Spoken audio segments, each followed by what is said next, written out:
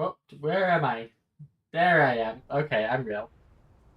Alright, let's... Got the game up. Let me just check everything. Got a lot to do in it.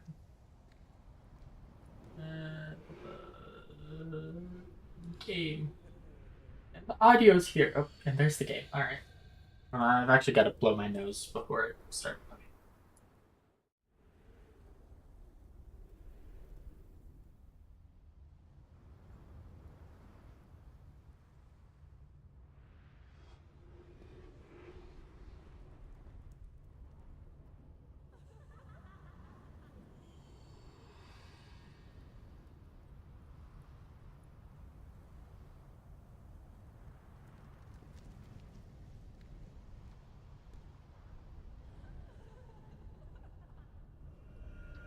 I wish that like I wasn't controlling because right now I'm tapped into OBS.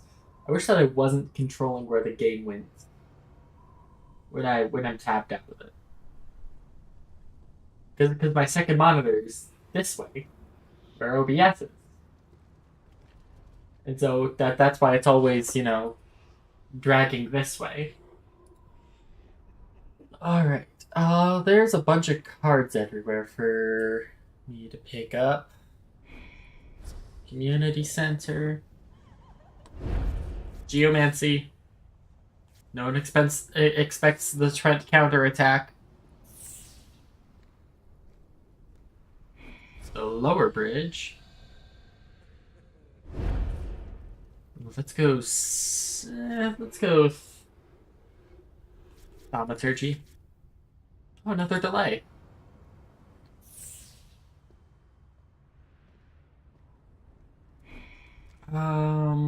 Let's see what the shopkeeper has for us.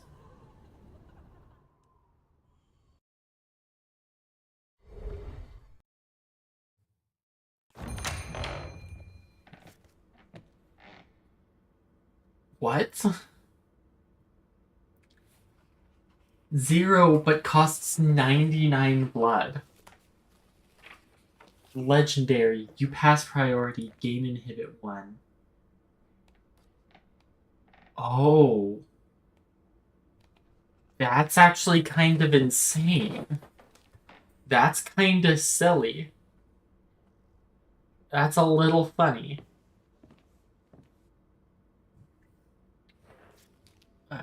Healing waves. Legendary veil. Wait, veil? That's insane. I'm taking that. I didn't check its price tag. The 7th plague. Is each spell school going to have its own, like, numbered plague? Because green has the 4th plague.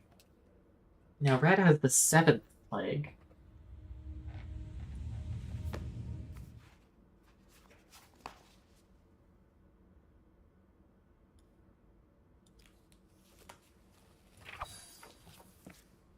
Stygian Moon. Legendary Finality.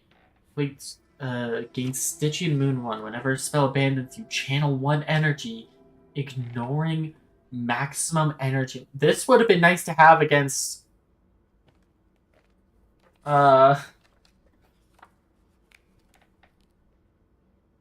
against Loon yesterday.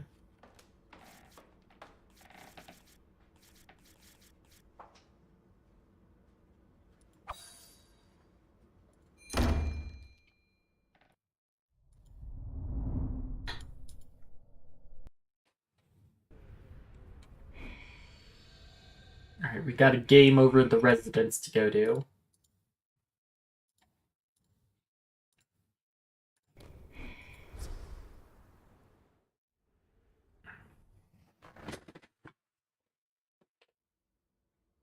Moving through the dormitories, I spot a curious sight. A small black piece of paper coasting in the hall hovers around my head.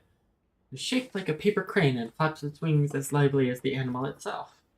I instinctively open my palm to let the paper bird settle. You hear the paper unfolds in a rush. Written in ink glowing like hot coal, a summons states, "Meet me at the remains of Ainfel's seal." After it is read, the paper folds again. leaps from my hand and burns to a fierce cinder. Well then, much for my afternoon. Perhaps the broken seal sets me on edge. Something about this place puts my stomach in tighter and tighter knots with each consecutive visit. When I finally pull myself through the other end of its narrow entryway, I'm greeted all too cordially. Quizzle! Quizzle bows politely as I enter. Welcome, child of the temporal fires, to this thine crossroads betwixt and between. Air is still and stagnant, permeated with a slight stench of rot. Three synchronous rings of Kamifuda cards levitate around Quizzle's vicinity. Cards ooze with noxious fumes, brown and mossed in color. There's no twinkle in Quizzle's eye, only a stark white light in the very center of his pupils, and a slackness to his jaw. Who are you? What is thy name? Asks the meddling insect of the forest in which he subsists. I watch as something seems to squirm beneath Quizzle's skin, for his very veins are crawling. What do you want with me? I wish to see fire! A fire that shall rise to scorch these putrid roots which dare tarnish once sovereign soil.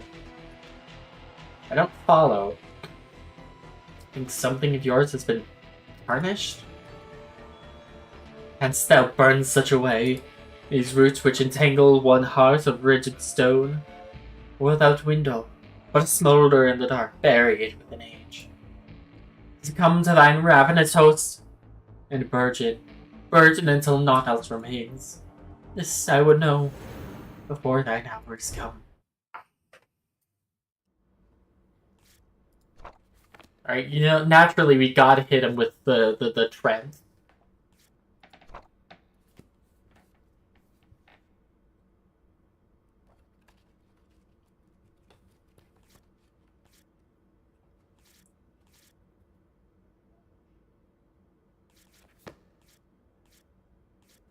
I mean, no one expects the Trent counterattack.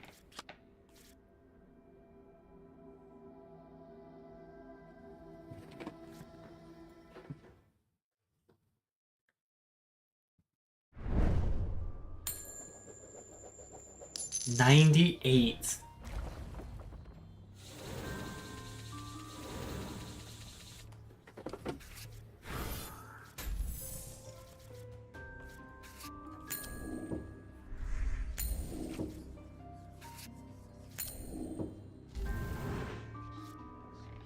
Garab Corrosion. Abandoned Desolate Vale. Oh, that gave us both weakened.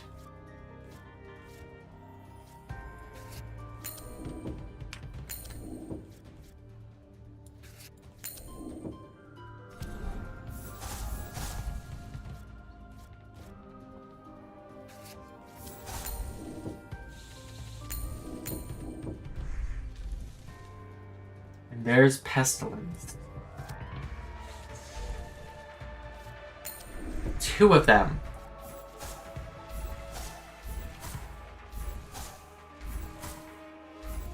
Motherfucker, that is a legendary spell right there. You're not allowed to have 2 of them.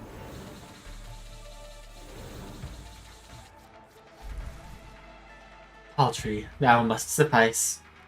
Paltry enough to defeat you.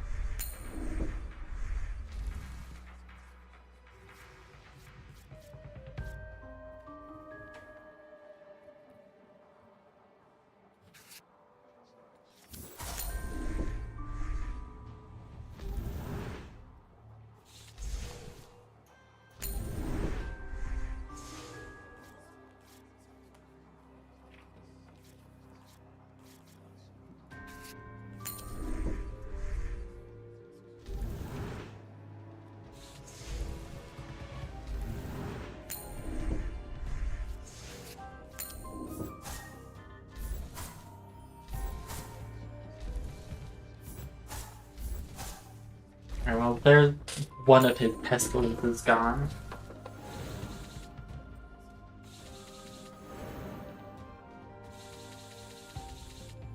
Enough of this. Bring Quiz back.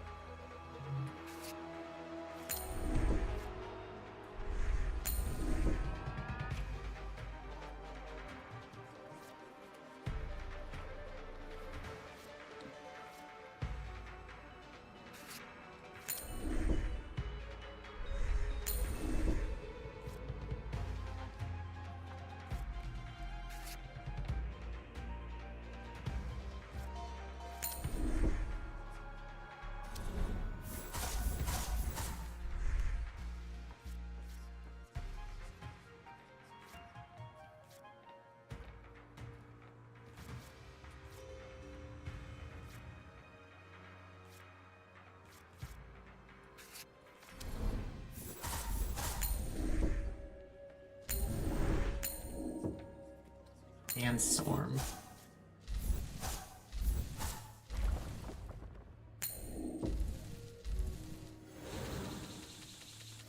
But now I've got shielding and he's onto less energy.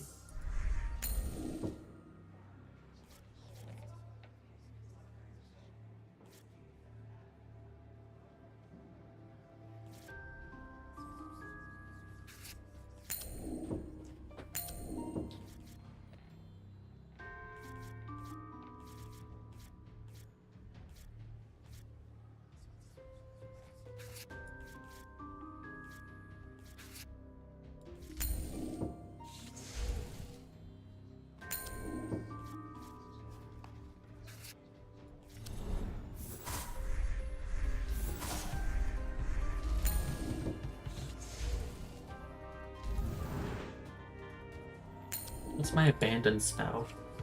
Oh, it's got finality.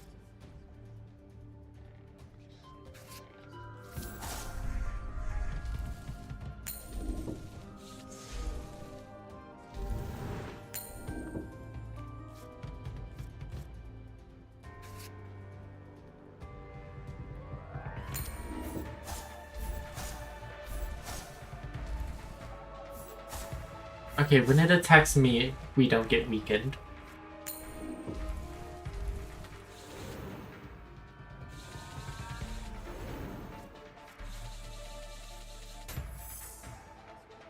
Oh, these are just... This just starts at -1 now. That sucks.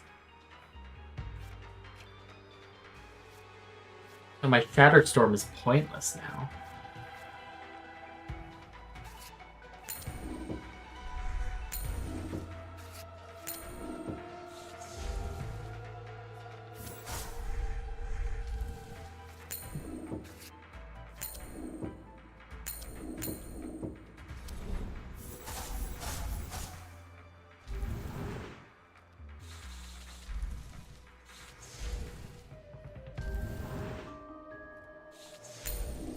Hi, Sage. I realize now that yelling at you to go to bed is going to get you to not do that, so... I'm just beating up a child with some rocks. He keeps weakening.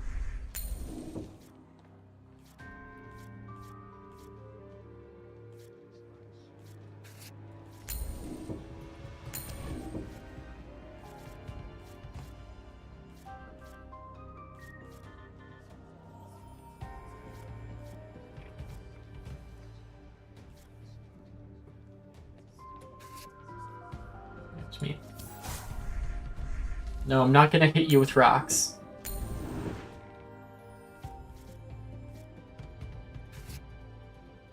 This should be game.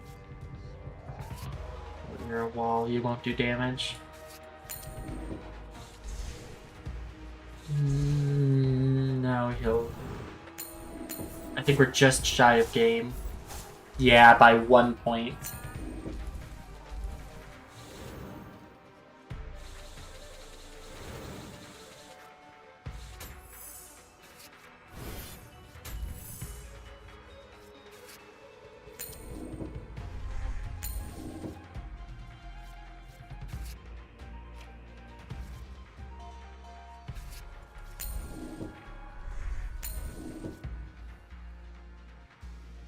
trying really hard to get rid of all of these inhibits, Quiz, but could you stop giving them to me?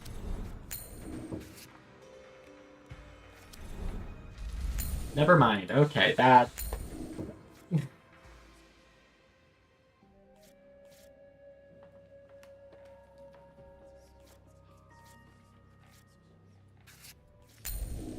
I'll take a bit of damage here, but he'll die on energy.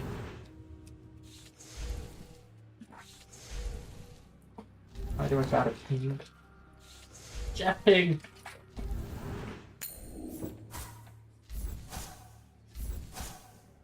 Actually, my shield covers all of this. Oh no, he's not dead on energy. He must have cured while I wasn't looking.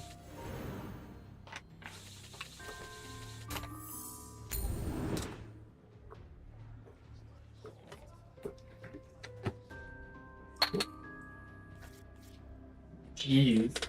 He managed to bring Quake down to a 7.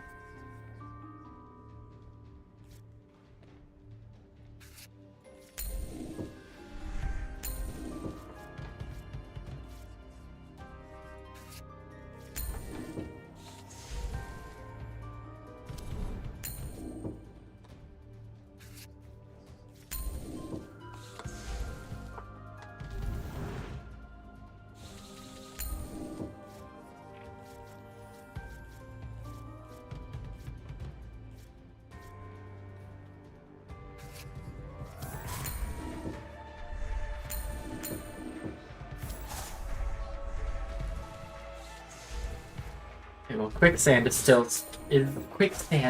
safe, thanks to my shield. But I'm getting a bunch of inhibit here.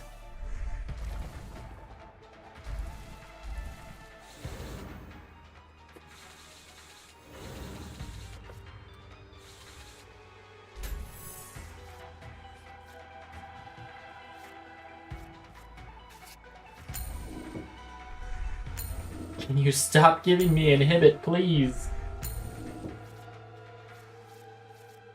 Quake is a 3.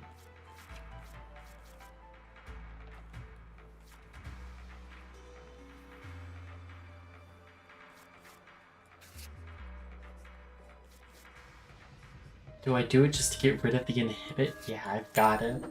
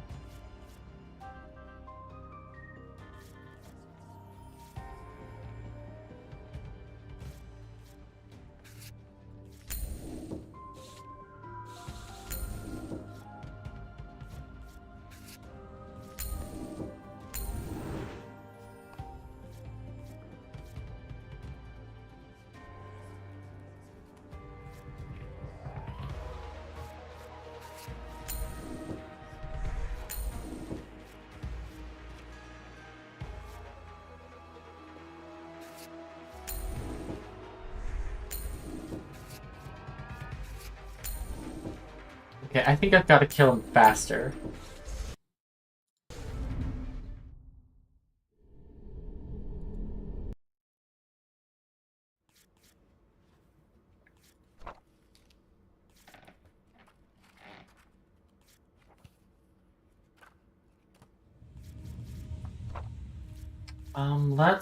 I want to put Shard in here.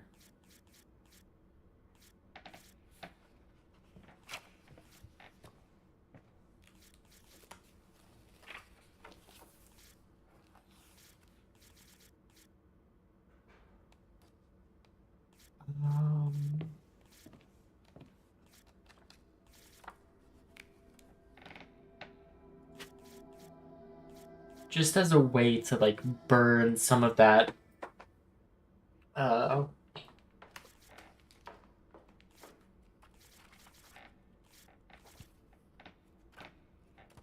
actually.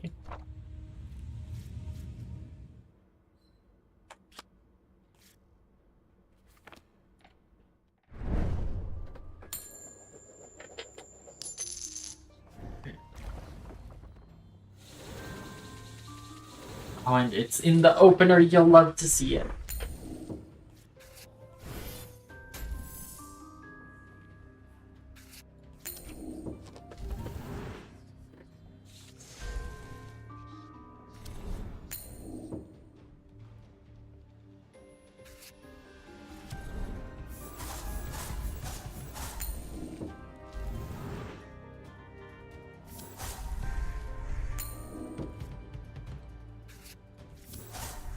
Let's abandon that card.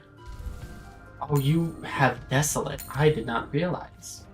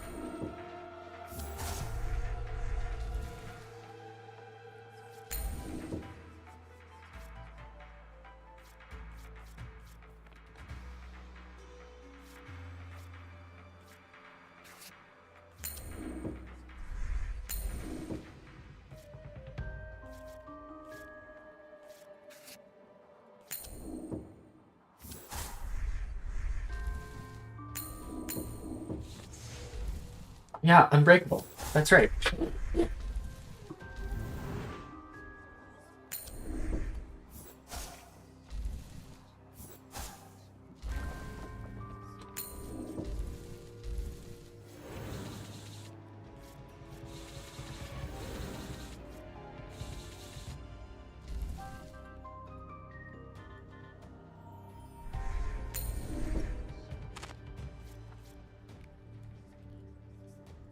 Okay, all three of those are in his abandon.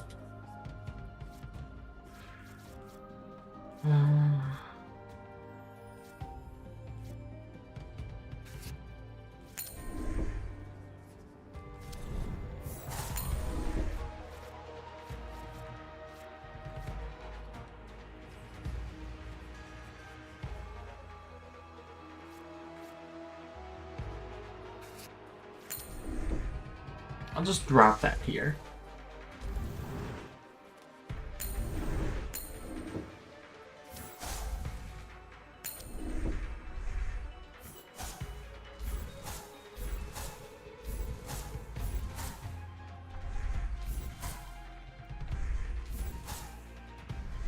Next up, I need to start abandoning his fourth planes.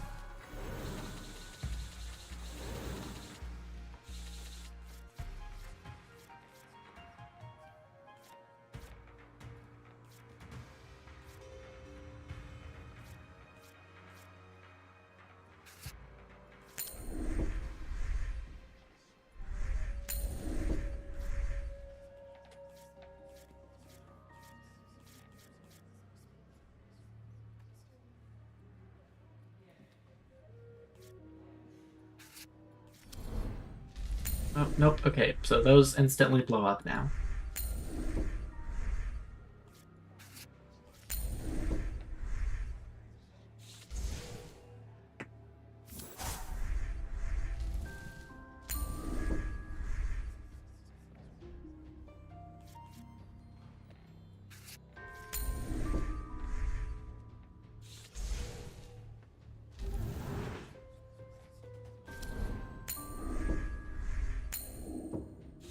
Actually, you know what? I know what deck is gonna work here.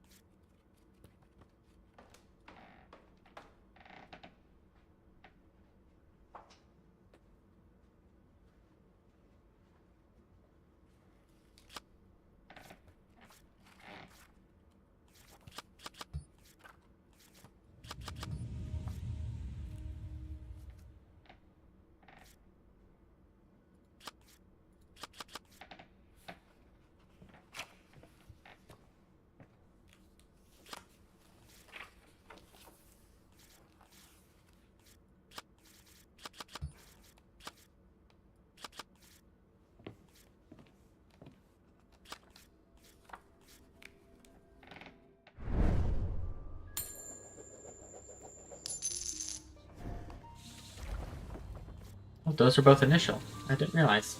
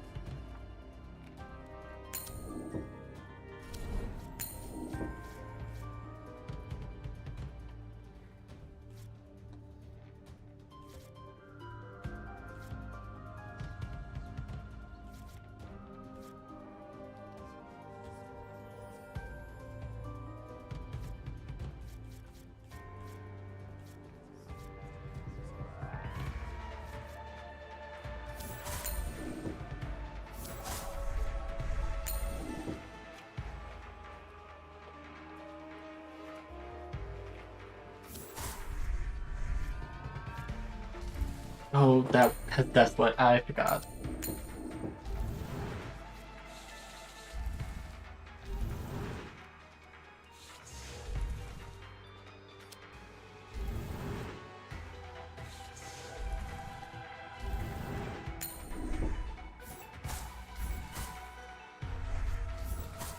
Just gotta get Behemoth off.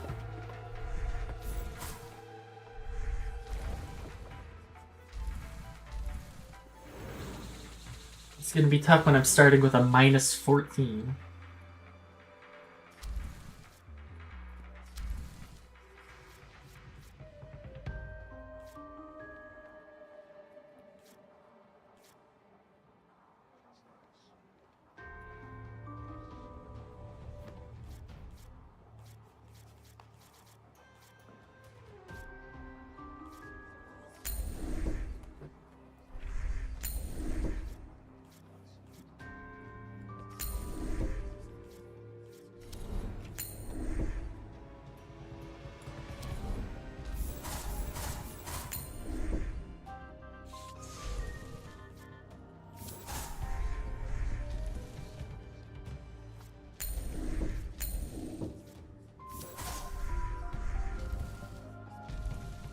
Oh, and there...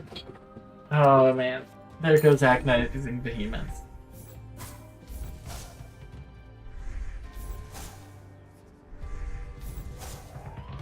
I think I just have to let the Scarabs of Corrosion hit me.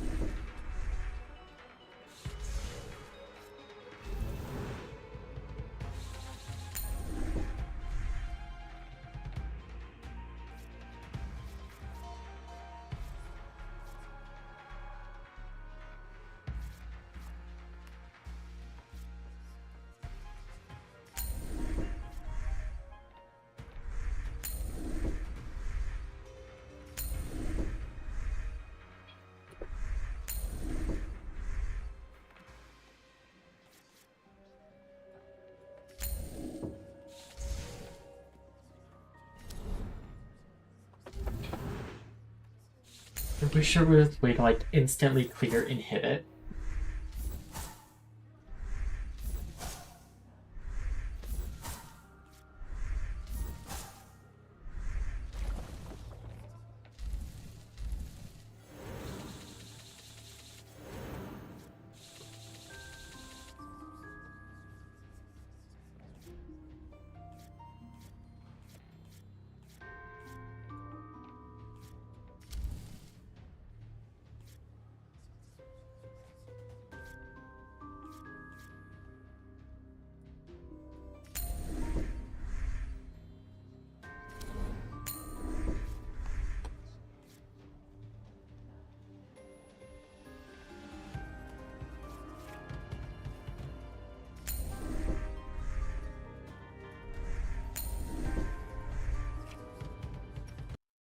You got too much inhibit on me. There was no way that was making it.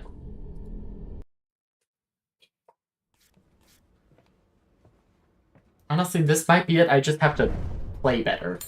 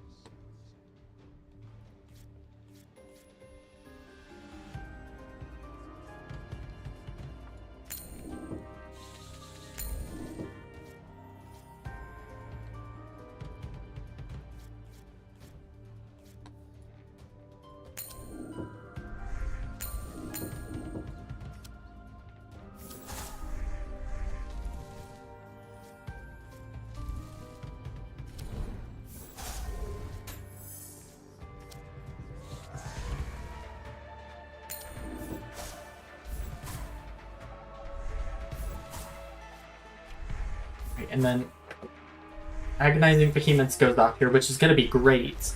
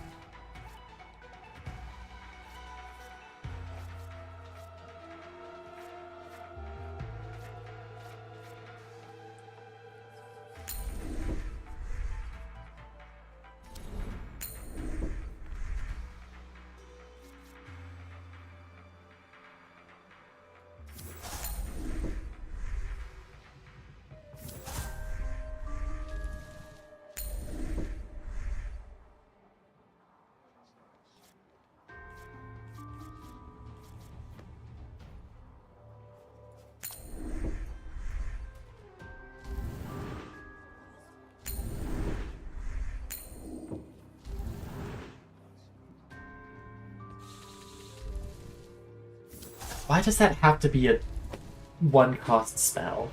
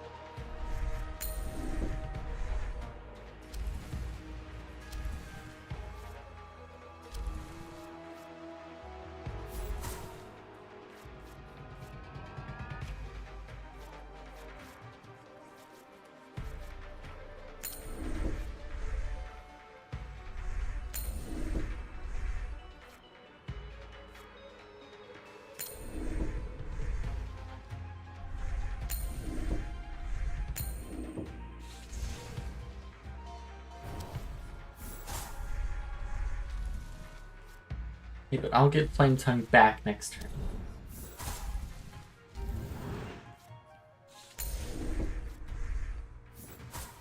And this is going to give me another influence. Oh yes, please keep powering up my Lava Whip. And then drawing Infernal here is going to go crazy.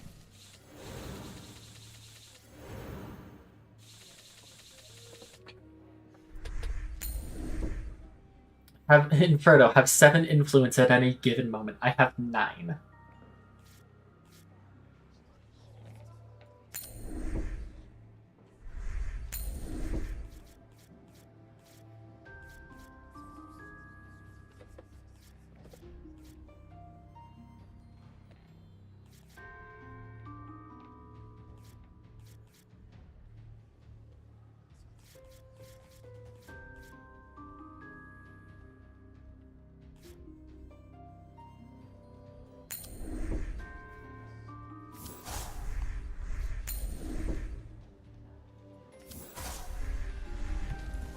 I've got to get rid of that Pestilence, though.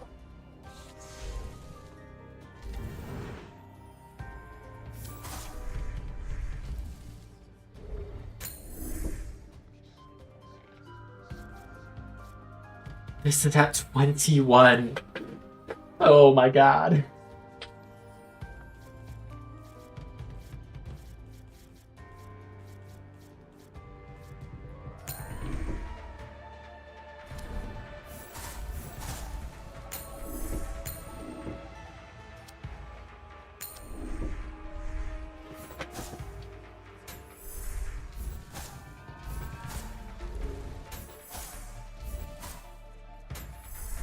Now Summoning Fire gives me 3 more influence for 15 influence, plus Catalyze 12 on me. Burn is at 11. 45! We've got to play that at the end. Oh my god, that's insane.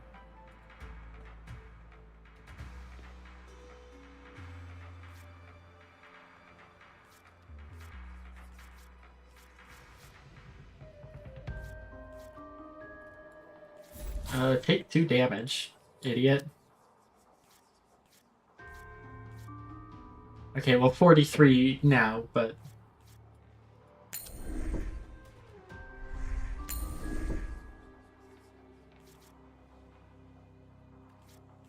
Your inhibit means nothing to me.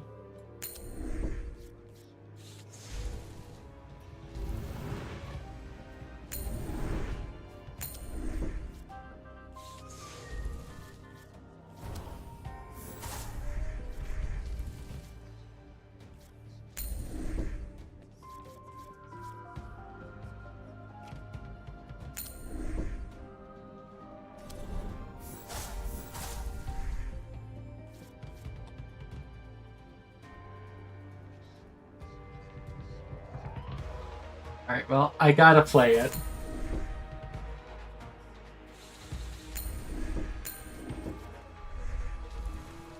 Even if he scarabs it, but he can't.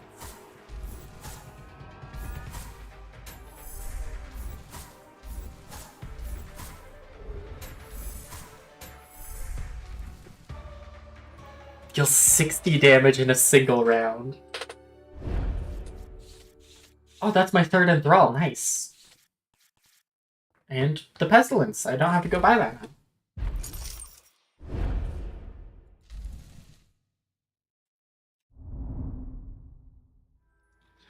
The fire stirs, wielded by a new hand. Literally, I used fire this time. So be it. Strange white light leaves Quaizel's eyes, and he collapses a moment after. Catch him before his head hits the ground. Question aside, Quiz needs me first. And so I carry him back to his room, nervous under the oppressive weight, that something horrible lurks just around the corner. Yeah, that something horrible just around the corner is an interaction with Vix. The...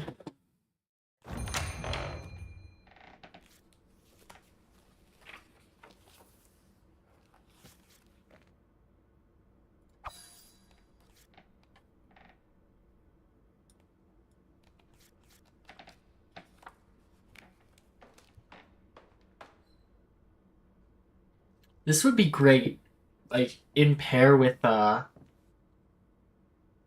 Agonizing Behemoths. Maybe today I'll be a fire gamer.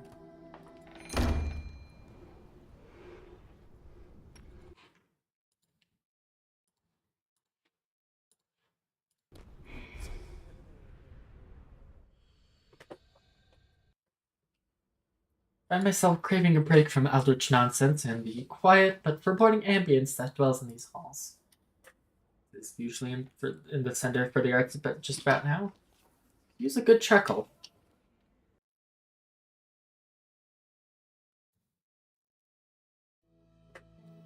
The halls here in the Center for the Arts are as lively as I'd hope, and I quickly find the culprit I'm looking for. Vix works diligently on a poster of some sort which seems to be floating about the hallway in some preordained pattern. The poster doesn't seem to be made of paper, but some conflicts of eldritch light. It clearly advertises the upcoming student election. Vix prods it furiously with a large bronze-tipped needle, which adds 4 strokes of light to the image at a touch. Not bad. Hi, Blitz. Yep, you came at a terrible time. We did just kick Quaizel's ass, though. Not with Geomancy. Geomancy was terrible against Quiz. So we decided to get a little hot under the collar and burn him to death. Not bad. Now, if you're going for some routine defacing, I don't think the classic mustache and monocle can be beat. Oh, hey. I genuinely think that Vix is probably, like, the writer's favorite character. With the way that, like, she's being treated, I think she's definitely getting, like, favoritism. Do you have an extra one of those needles? Saw a few more posters down the hall if you're hankering for an accomplice. Help yourself. She hands me the instrument she'd been using. I've got a class to get to, so... Classes aren't even in session. Class exists only in the mirror dimension, so you know it's only taught with the rest of Glomerats on break. Yes, that sounds totally and completely real. Yep. Anyway, see you. She slinks away in a bit of a hurry, disappearing down the hall. It's certainly odd. Oddities are generally par for the course with her. I shrugged the weirdness off and decided to continue about my day. A few hours later, I found myself carrying a large basket of laundry back to my room. Laundry facilities aren't quite what I'd expected here. I suppose a campus like this precludes washing machines. The little soap gremlins employed to seemingly replace modern machinery are infuriatingly rough with my uniform. I found myself muttering over yet another hole in my jacket when I noticed fixed by an open window. There on the windowsill, she had laid out her Kamifuda deck. She was deep in thought, examining the cards when I tapped her shoulder. Formulating a revenge strategy? Oh. No. The response comes out especially cold. I find myself feeling a bit anxious. She was being weird earlier too, right? Did I say something? Or am I just overthinking this?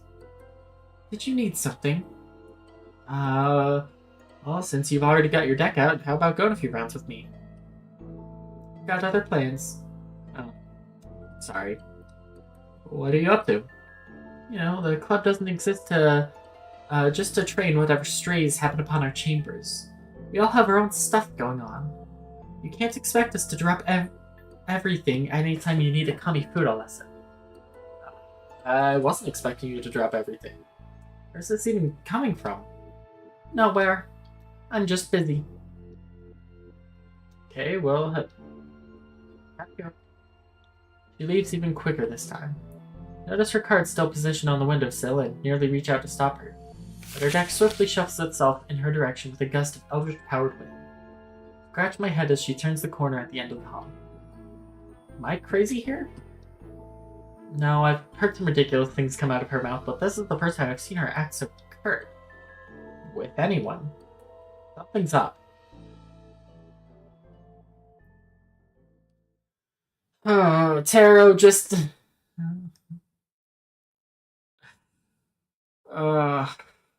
Obviously the right answer is to not give up, but do I really want to spend more time dealing with the headache that is Vix, whatever her last name is? Vix Eldermancy?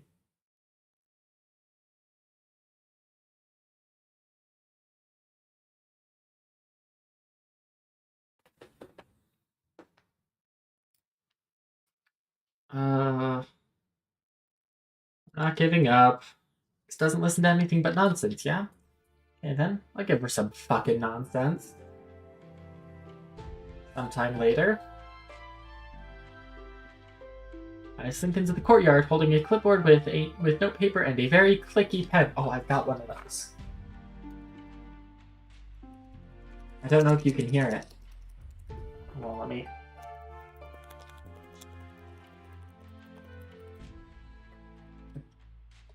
over my uniform, I am wearing an oversized hat and a monocle courtesy of either the campus's theater department or a soon-to-be very upset professor.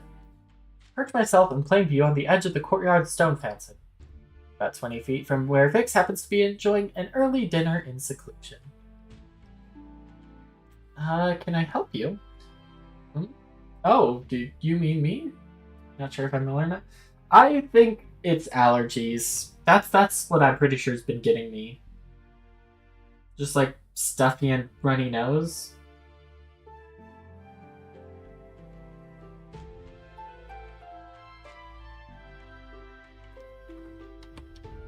I bounce ecstatically on my heels. Vix rolled her eyes. Yes, you in the Sherlock cosplay. Ah, I see.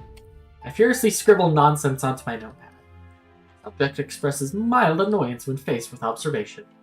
Agent 11 shall continue notating subsequent behavior. She opens her mouth to say something, but instead leaves her food and begins to walk in the opposite direction.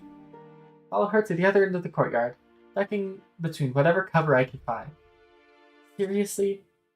Subject is displaying signs of increased irritation. Field agent's current mission may be in jeopardy. Pray tell, what is your mission exactly? I follow with a salute. Ma'am, Agent 11 reporting for duty. My mission, as I chose to accept it, is confidential in nature. You may break my body, you may break my spirit, but I shall never betray my organization. Oh, well, perfect then. I had no intention of humoring you any further anyway. Goodbye. Subject is attempting to escape. Agent in pursuit. I shall continue to observe per my directives. Vix points over my shoulder. What's that over there? Subject's attempts to escape have become frankly pathetic in nature. Maybe the agent should take a hint. He'd certainly like to. Unfortunately, Agent 11 is quite dense. Maybe if the subject would explain why she's been avoiding him all day. Perhaps the subject is simply tired of the agent following her around like a lapdog? Ouch. Okay. Taro has now been called both a cat and a dog. What pet do we want to bet he'll be called next? A goldfish? Probably by someone if we use like Hydromancy against him.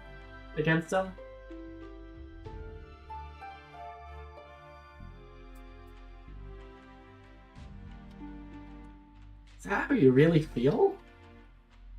We should just go already. Hellhound, perhaps? No, because, like, Hellhound still kind of fits, like, the dog niche, hence Hound. I don't know, we need a different kind of, like, common household pet.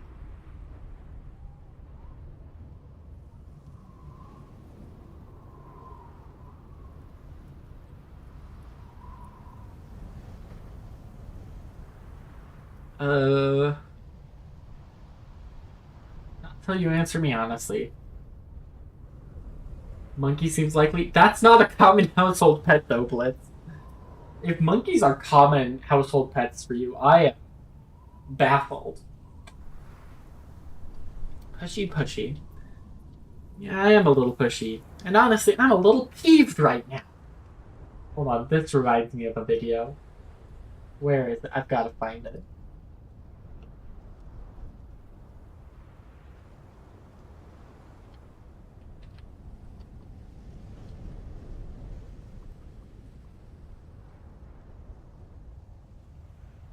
Yeah, here it is. From 14 years ago.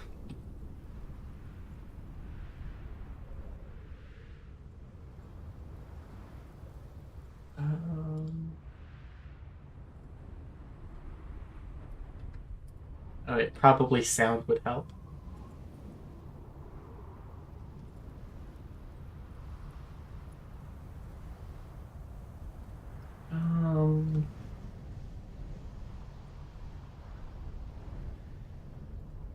Oh, audio capture works.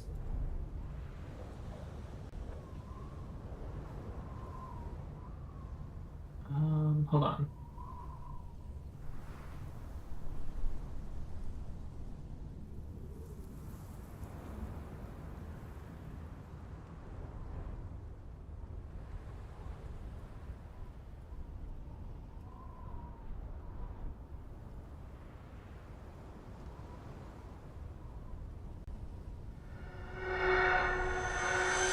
Very loud. That is never gonna work. Yes, it will. It will work. That is never gonna work with your level of science knowledge. I've watched Bill Nye quite a few times, and I'm a level 3 now. Yeah, my HP's been going up pretty steadily. You're not up to my level. My power is over 9,000. What? 9,000 of what? Just 9,000 in general. Of it could Some chips.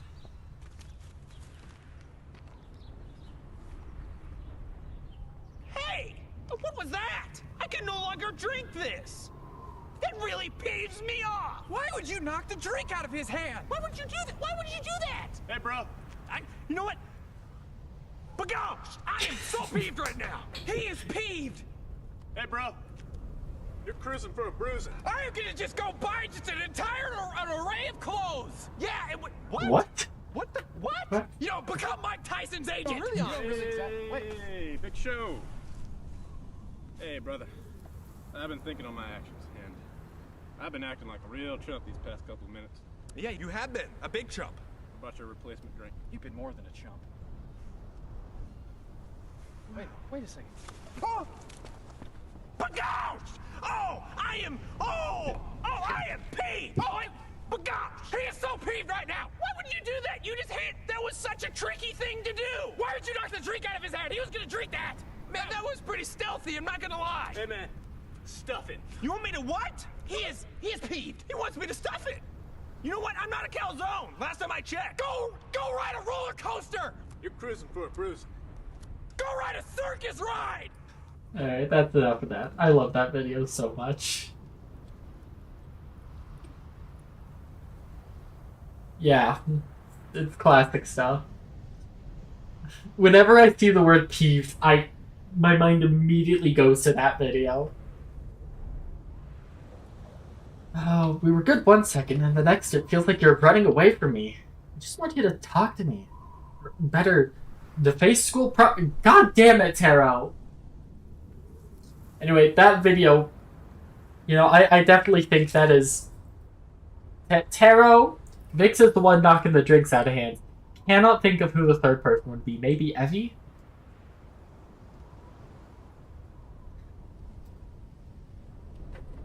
Do you seriously think I wouldn't want to add mustaches to a student election poster? It's like you don't even know me at all. I don't understand you, Taro. Posture sinks into herself, and I become acutely aware of the silence in the courtyard. She, for the first time I've known her, seems very small. Oh my god, have we finally broken through? Do we finally not have to deal with batshit insane Vix and get to deal with an actual person?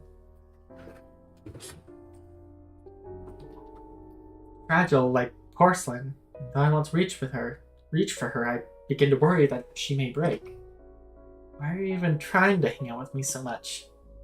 What do you mean? I had to do a pretty irritating Kamifuda duel to get to this point, Vix.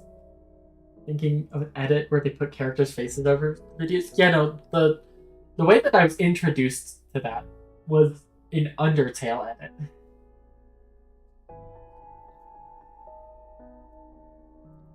I like spending time with you.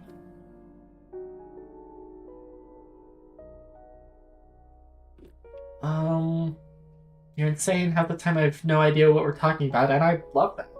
You're the only person as nuts as I am. How could I pass that up?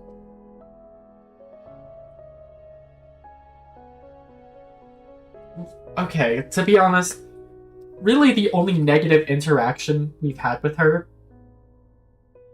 like that I can think of as an actual negative interaction that has stuck with me, is her making me, or her making Taro strip to his underwear for their duel.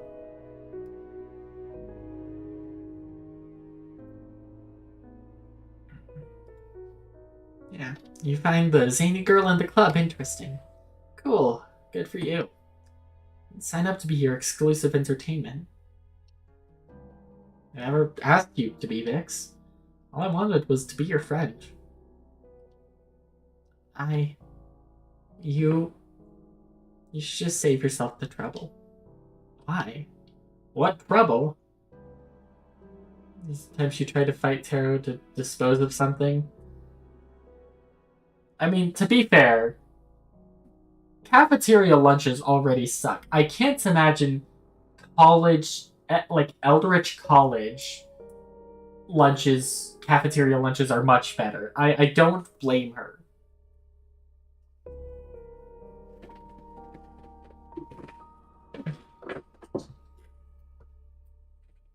I don't understand where this is coming from. Because she bites her bottom lip hard. Notice small flecks of blood beneath the bits of broken skin. Because one day you'll really get to know me. And then you'll want to leave. Like everyone else. It's better you just save us both the time, okay? Just leave me be. Vix, is that really... Stop. I hate that. That look on your face right now. I've seen it a million times before. You think I want you to cling to me out of pity now? That's what you think this is? No, I don't. Whatever this is, okay? I don't need your pity friendship. I don't need to be your joke or your clown or whatever to keep you entertained. I don't need you, Taro. I don't need anyone. So just go. Please. Just go.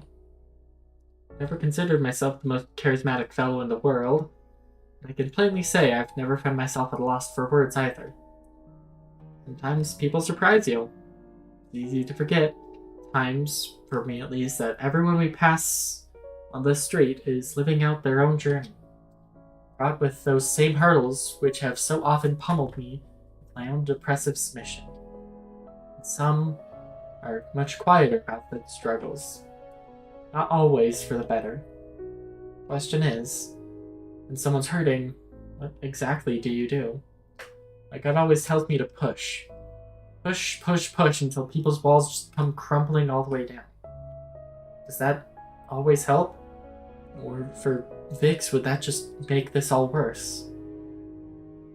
You know, when I was a kid, I was really shy. My brother was always the outgoing one. He used to always pull me into whatever shenanigans he was doing. And, well, sometimes it was fun. Often I felt exhausted. Like I just wanted to be left alone. Allowed to choose to spend time with him of my own accord. Luckily for me, my brother was much smarter than I am. And he loved me very much. So he stopped forcing me to join him all the time. And instead made it very clear that I was welcome. Always. Look, Vix. I could sit here and explain to you that I've got no intention of leaving and could start a whole rigmarole of reassurance. But I don't think that's really going to do anything for either of us. So all I'll say is that I like you, Vix. I like spending time with you, and I'd like to keep doing so. I'm here, and I'm not going anywhere. Unless the Pale Host decide that I'm a terrible criminal and I need to go back to prison. I want to listen to you. Really, I do. So whenever you're ready, if you're ever ready, I'll be there to listen to whatever you're feeling and whatever you're thinking. Until then, I'll give you some space. She is silent and still, unable to look me in the eye. Every fiber of my being screams at me to stay. Keep trying and trying until something works. But I can see this is hard enough for her. So I decide to take my leave. I head back to my dorm to lay down a while and soothe a reeling heart. Honestly, I don't know if I just did right by her, or royally fucked it all up. Sometimes I guess the only thing you can do is hope that your intentions broke through. And for a bit of favor from Lady Luck.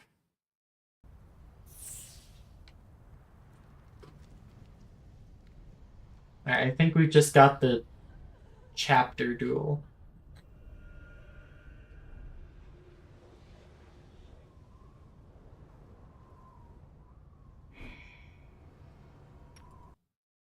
Oh, Giapper.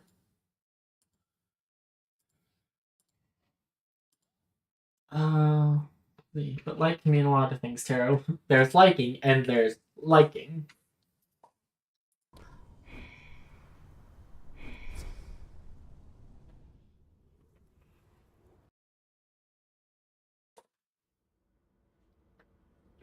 Another day, another training session. I wait patiently for a somewhat late tutor in the early evening as I look over my victory after victory, and few chance encounters with the shopkeeper have dealt me something formidable. Though more importantly, my spell control grows. Only that extends my unwitting time shenanigans.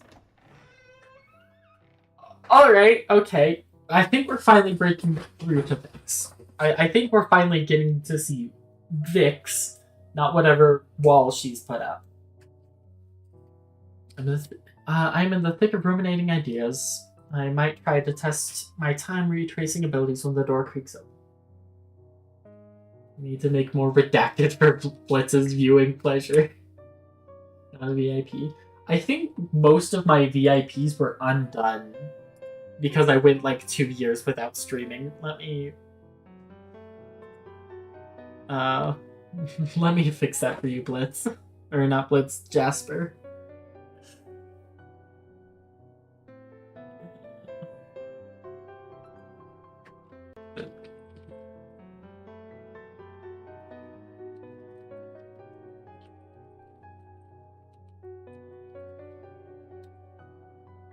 There we go.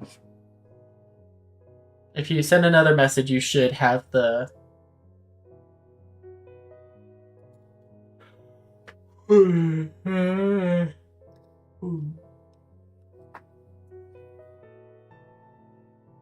should have the diamond.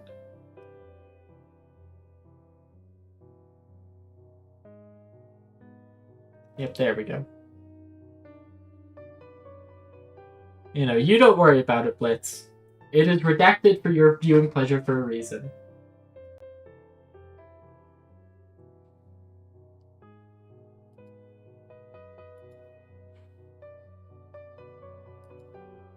Yeah, I see it. I am in the thick of ruminating ideas. I might try to test my time retracing abilities when the door creaks open. Nick stands in the doorway, a dark-haired siren in the gloam.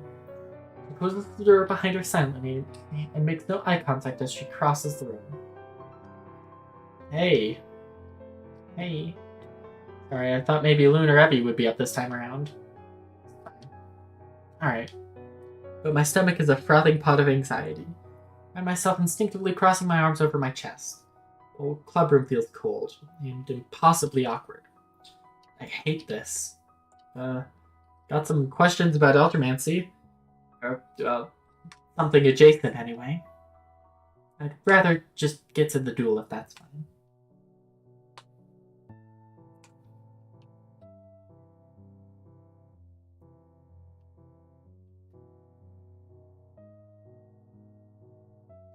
Unless I have automata and talk about Mexican food with the adjective bomb-ass. Okay, but you can use bomb-ass to describe any good food. The two of us head into the adjoining room in complete silence. And without another word, we begin.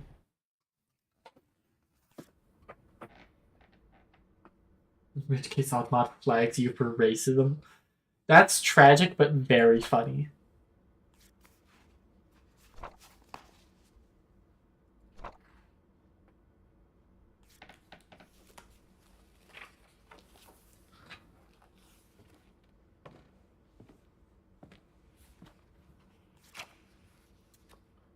I don't know, I think we just go with the full pyro deck again.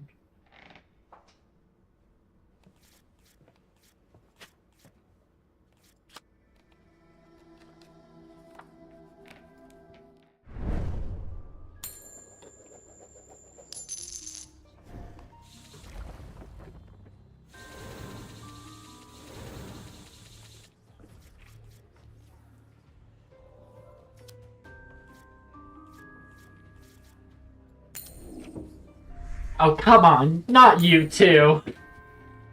Vix, no.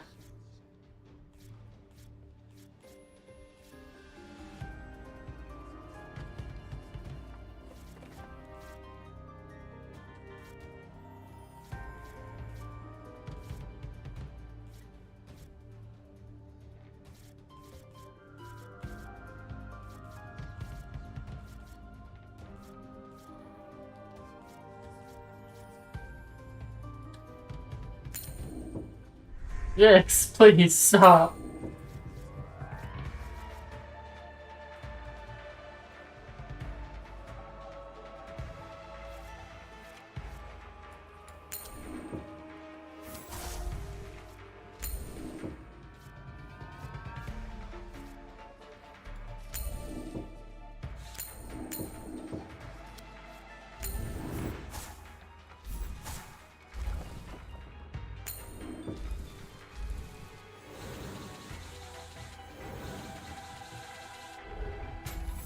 Excite. Just duel, please.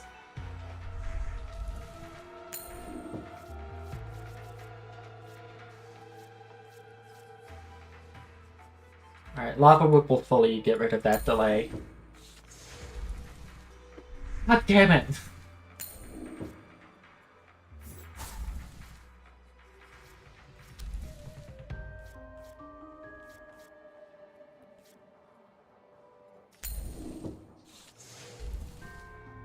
What the shit? Stop!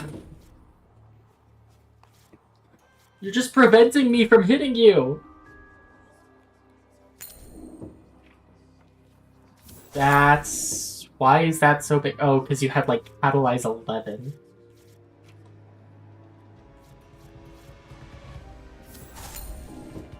Alright, well, neither of those are going off.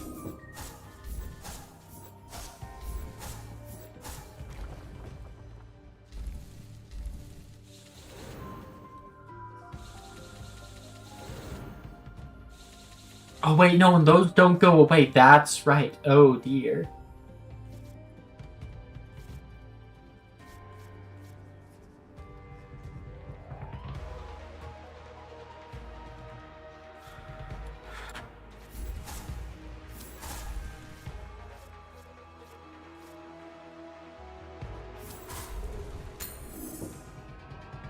Okay. Well, that's terrible news for me.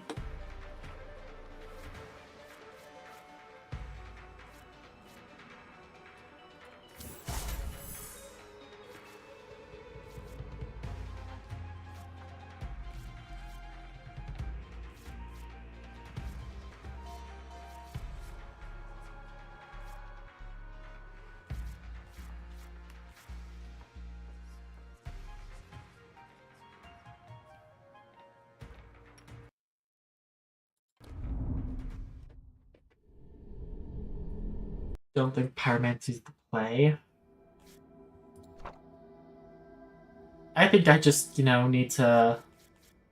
No, that's unbreakable. I'd have to kill it with something that has Obliterate, like Stygian Lightning.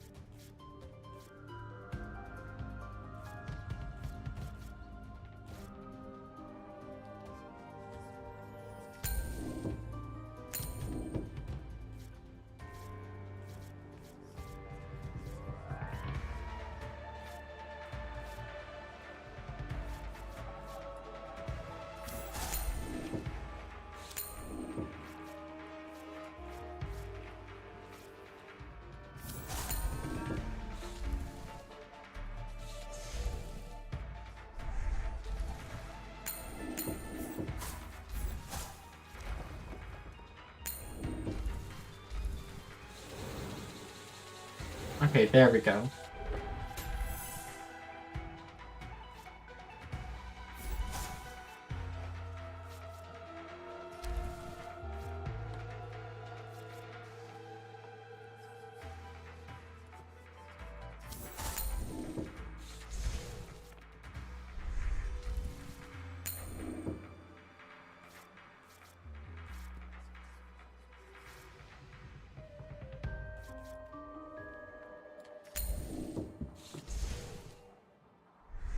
God damn it, Vix! Stop!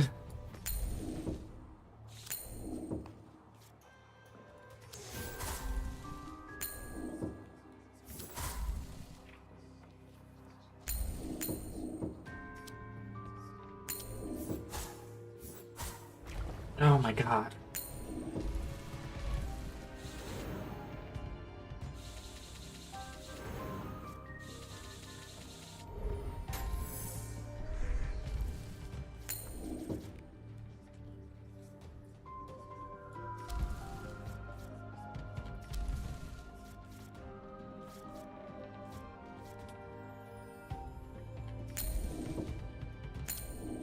Oh my god, and that's at 42.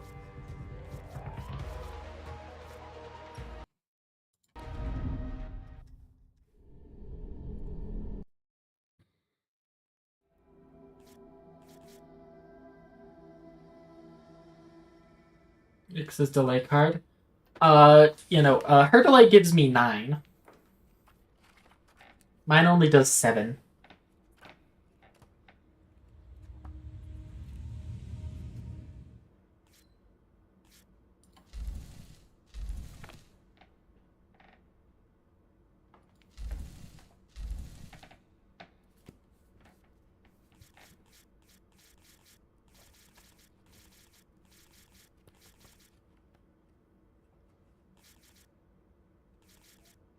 Let's give this one a shot again.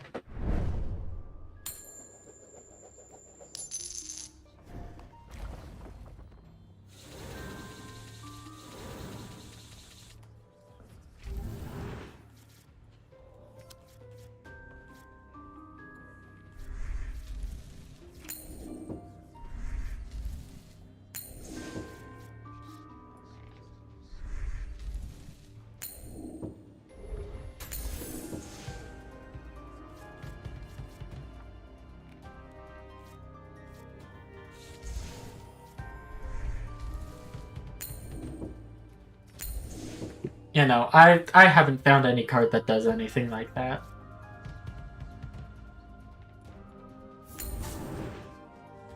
Trust me, I was looking for one earlier.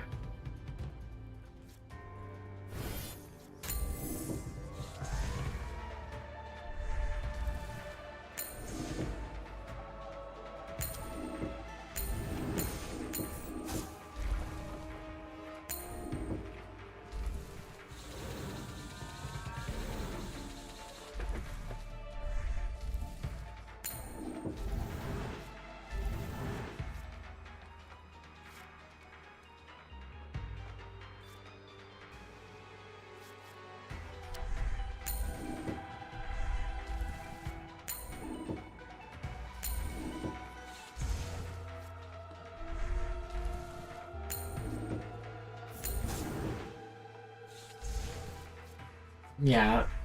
What's that? 4 cost for 1?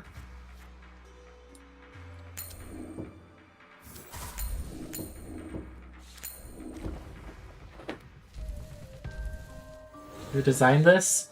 Someone who knows their way around card games, that's for sure.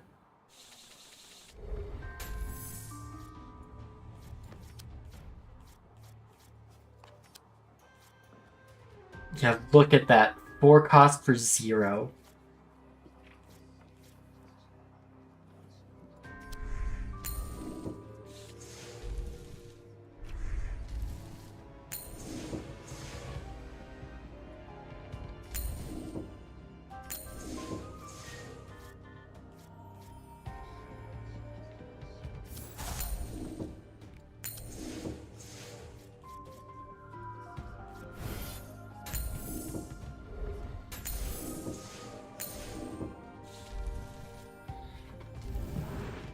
Terrible idea. Hit me with a blitz.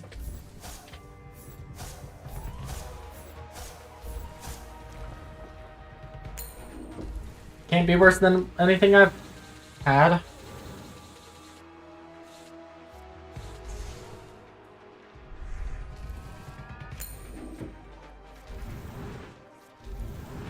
Alright, I've got 3 enthralls now. I don't need to be only playing 1.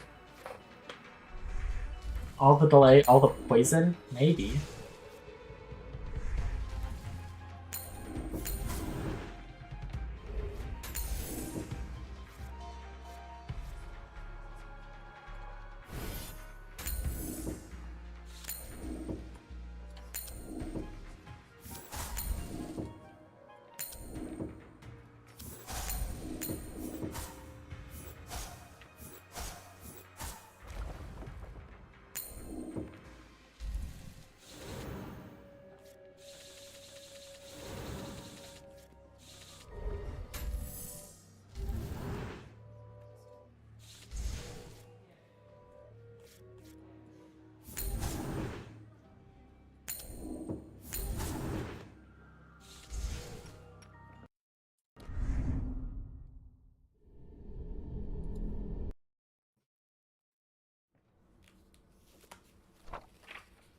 I don't know, let me try a deck playing, 3 enthrall instead of just 1.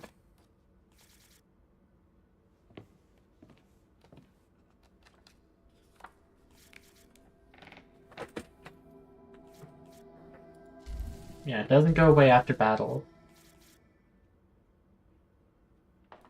This was the Unga Bunga deck that did not end up working. Let's see. 3 Enthrall, 2 Soul Steal.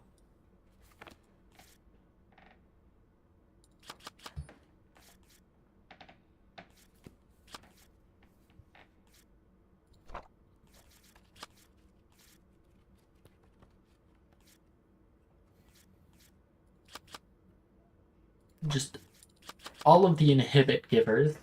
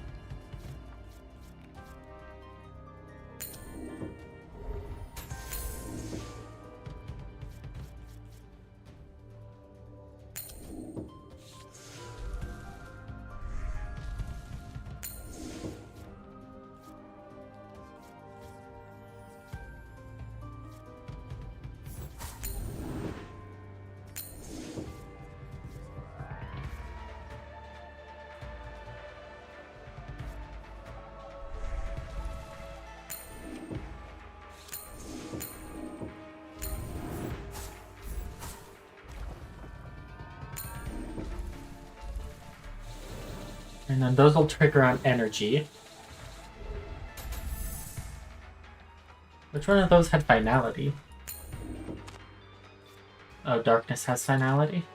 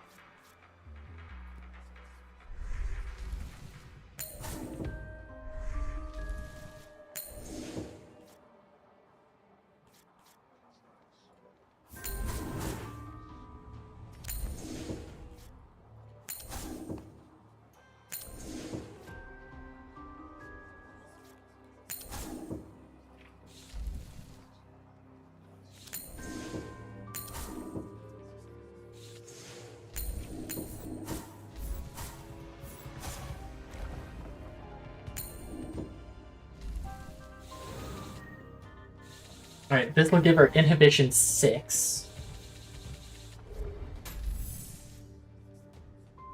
Or 12, rather.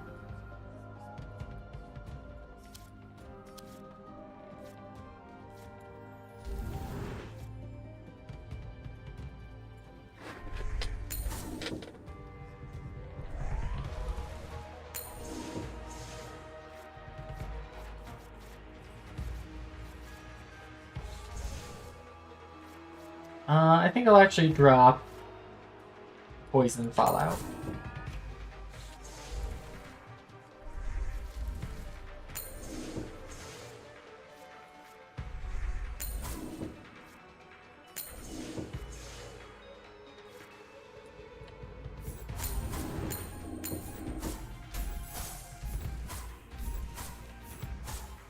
I have 63 inhibit.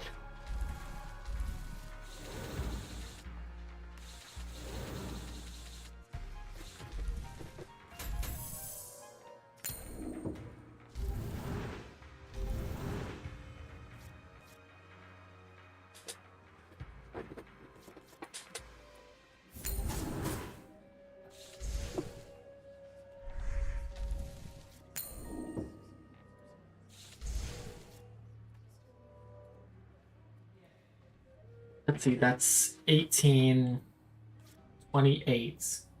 So I'm dead on energy. But if I get something to deal with...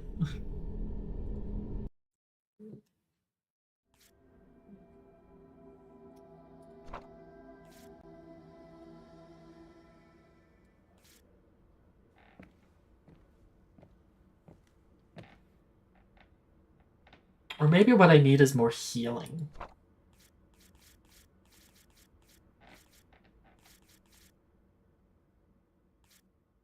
I did not draw Hand of Sticks at all, I think.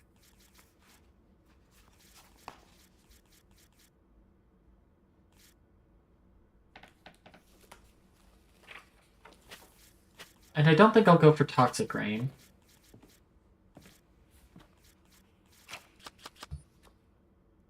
I drew it twice, so I guess I just didn't play it. Got this. I'll drop it for healing.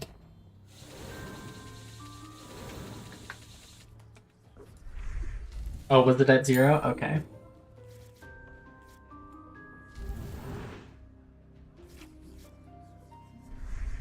Okay, this is definitely one of those times where I want to go first. Just so I can win the...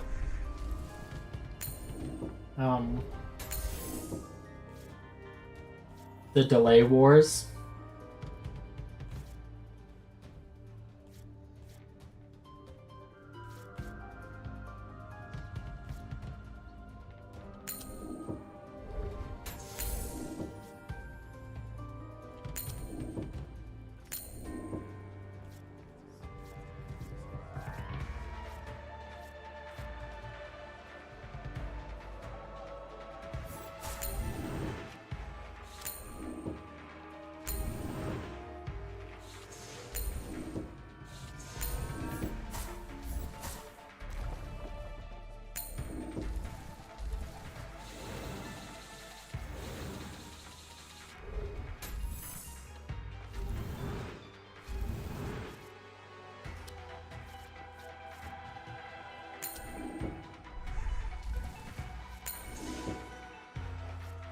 Because if I can out-heal her specters, those are the issues.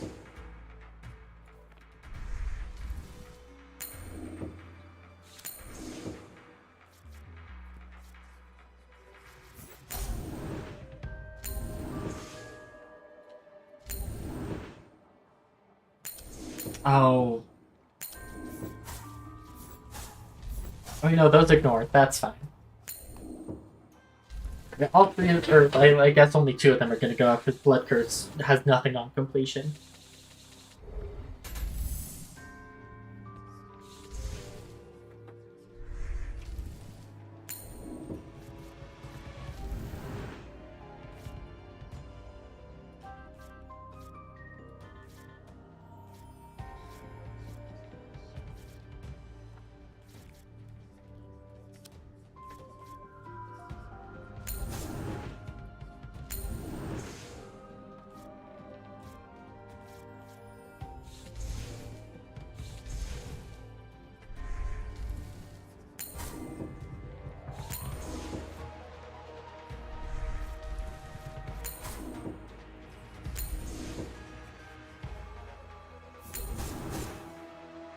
Oh, no, I should have done that after.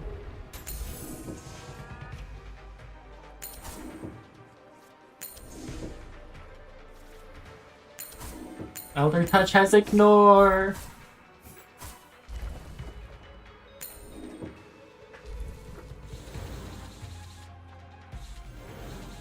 Okay, we're doing better this time around.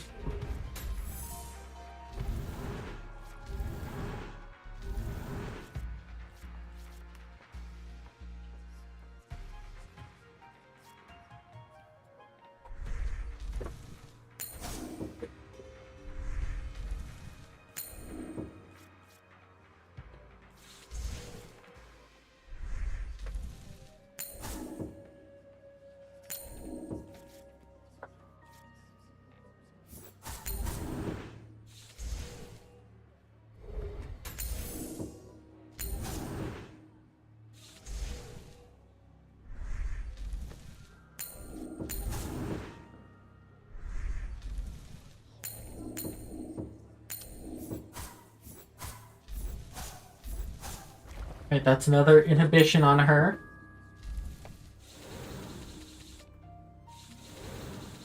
How has she not drawn Empyrean Curse yet?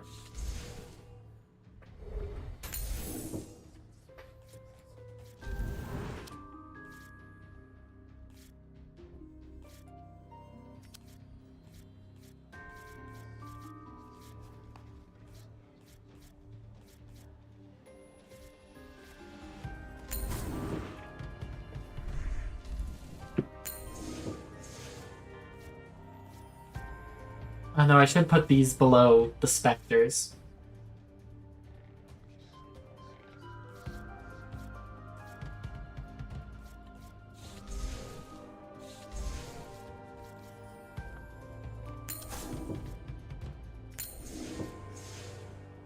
And she's not going to target it anyway.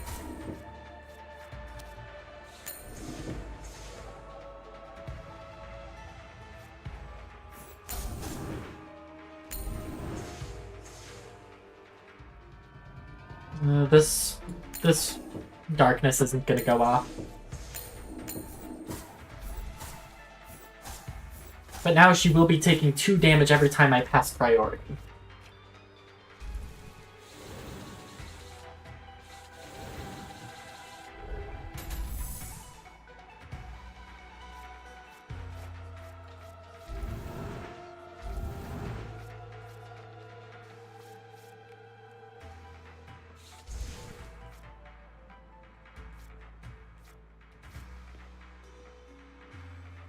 What if I also found a way to give her weakness? I know what I gotta do if I lose here.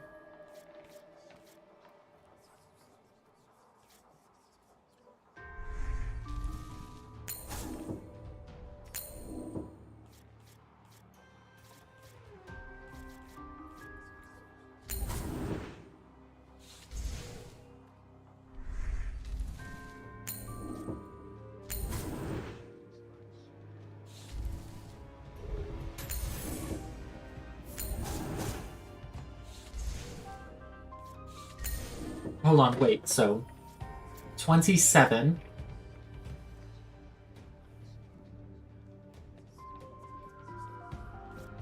Uh, 27 plus 5, 32. Damn it, that's just enough to kill me.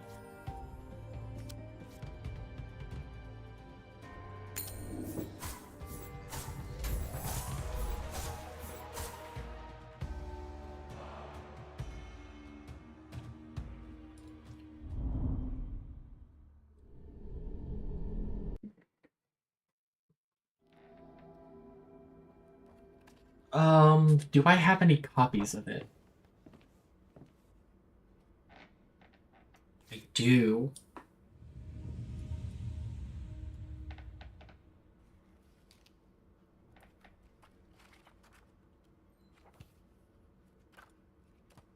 Because it doesn't matter if I get weakened one. I'm not summoning any sorceries other than this.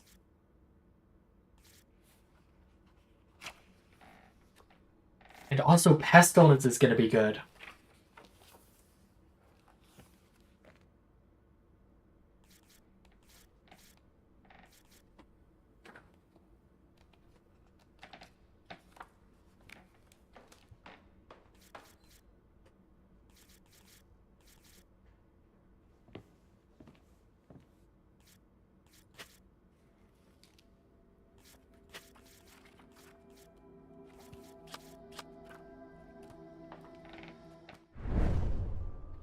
Okay, I got really close that time.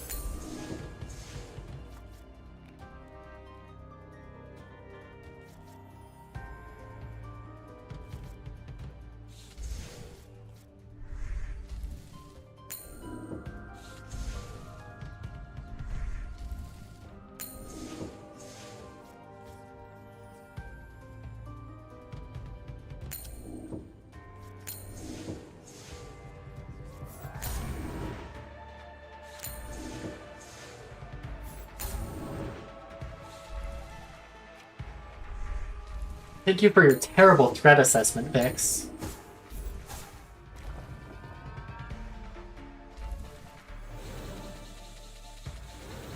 And here it is. Except, oh my god, no, this sucks because mine doesn't have Veil. Oh my god.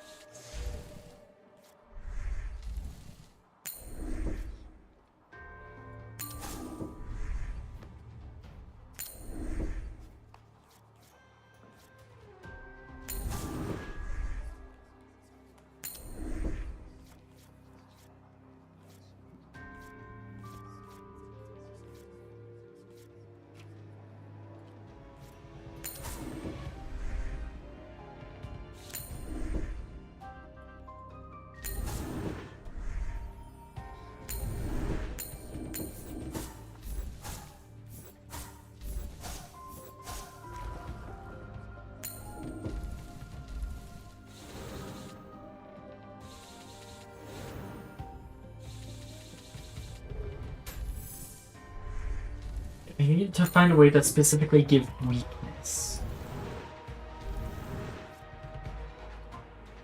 Out of text. Who's this text from?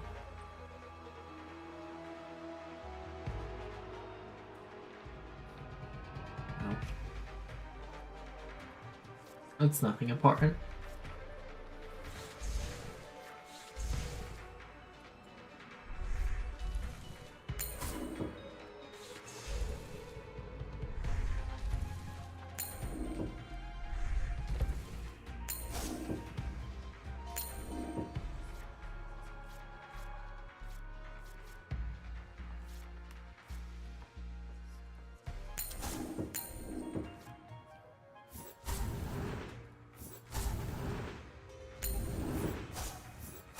You obliterate? You do not.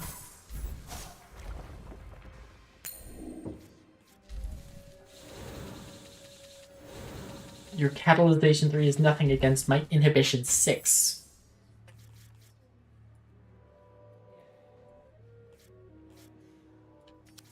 Okay, not making this mistake again. Putting those there.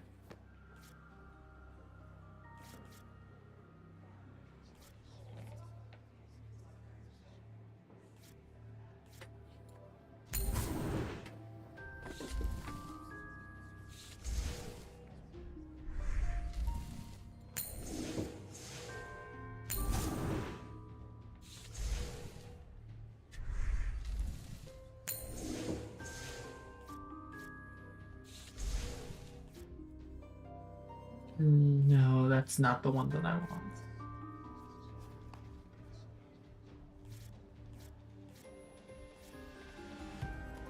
You know, I should have had Pestilence up this entire time.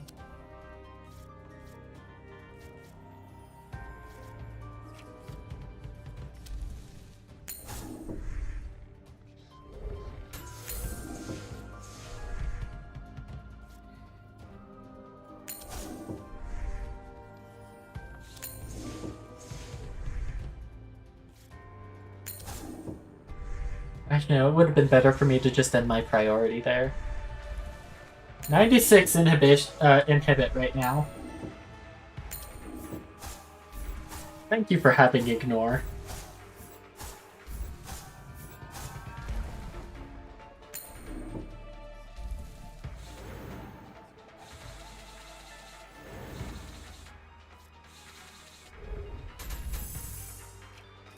And that's at 41.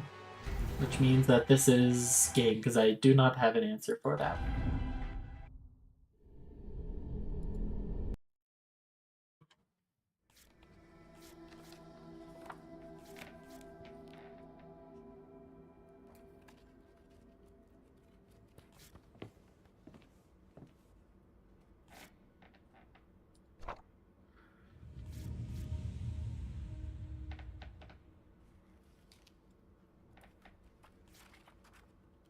Maybe Bewitchment, but I don't want to add another school to this deck.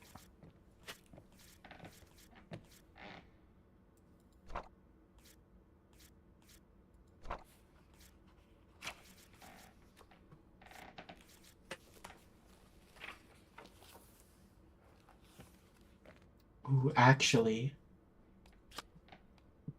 Oh, and I have to take a ritual out for this.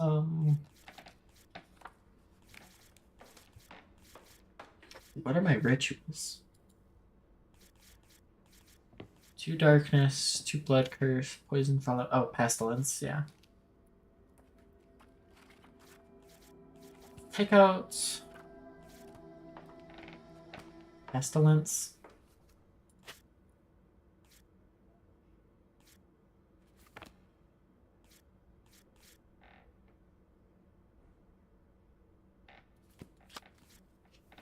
I'll add an infernal.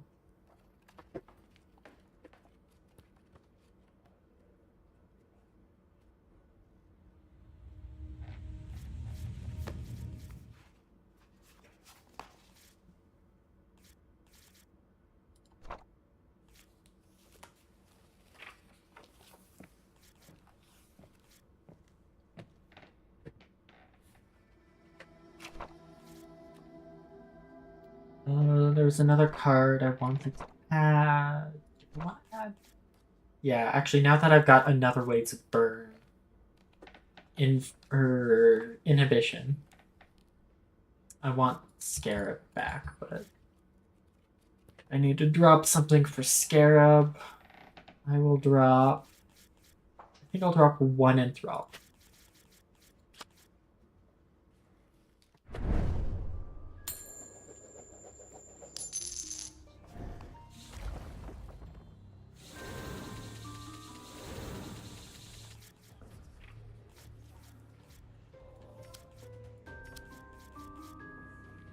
Did not draw a delay.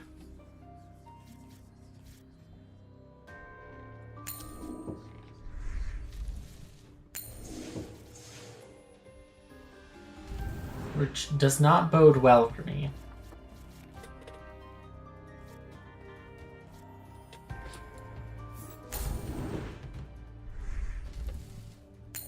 But I do have a darkness.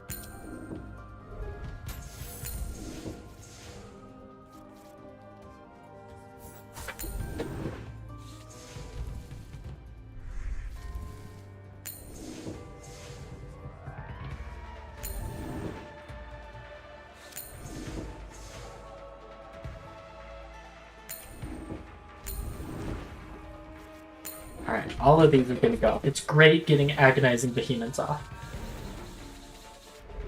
Because now every time I get hit, I'm gonna gain 1 influence. And that's going to ramp up Infernal really well.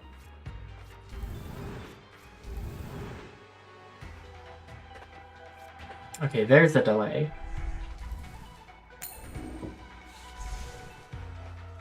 But whatever she casts is still gonna have +6.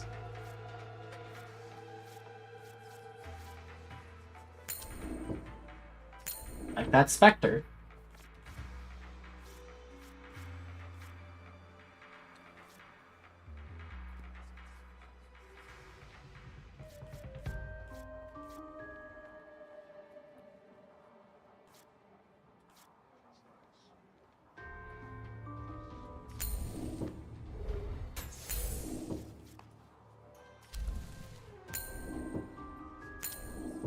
And that Spectre. And the 3rd Spectre. I'm glad I saved Poison Fallout.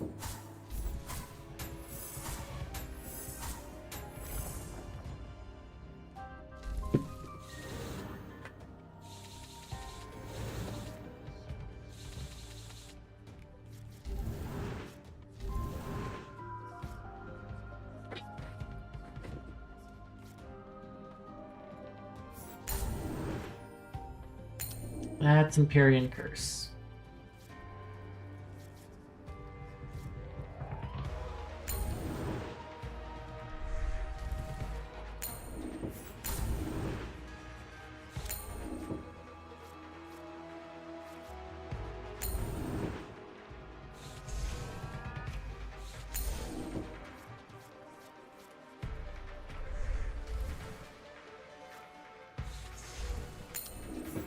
Oh, that was darkness, not...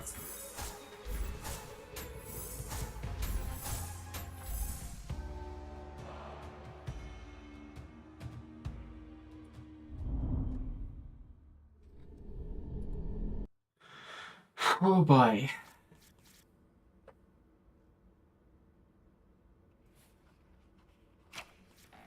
Okay, apparently it does matter if I have a third delay or not.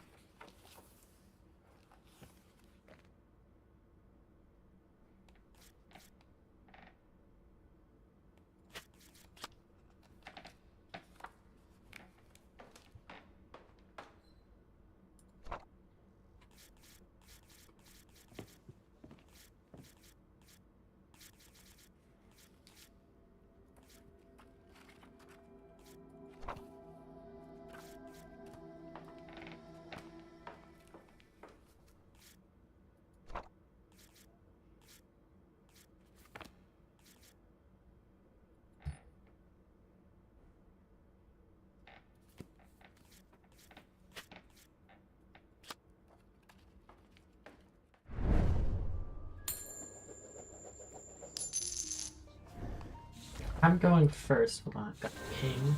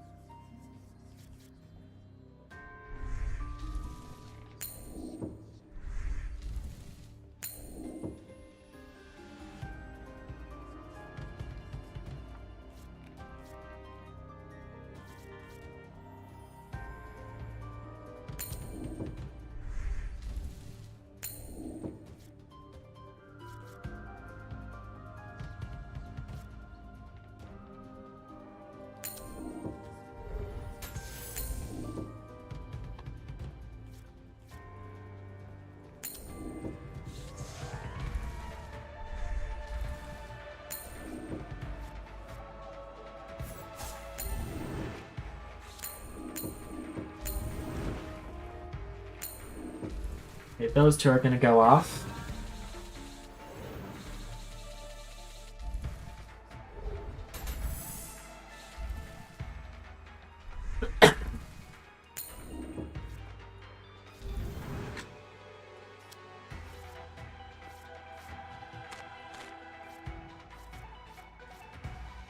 .50 shot of getting delay, and I lost the 50-50. Oh, wait, I had delay in hand.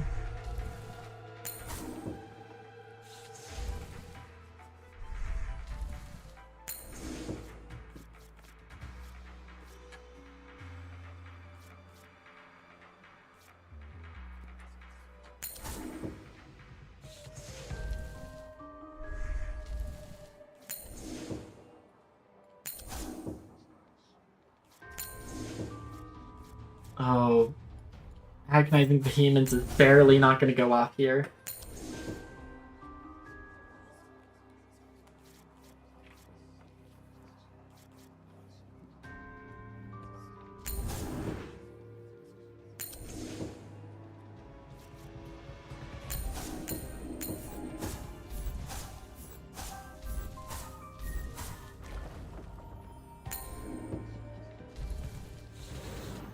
But darkness will.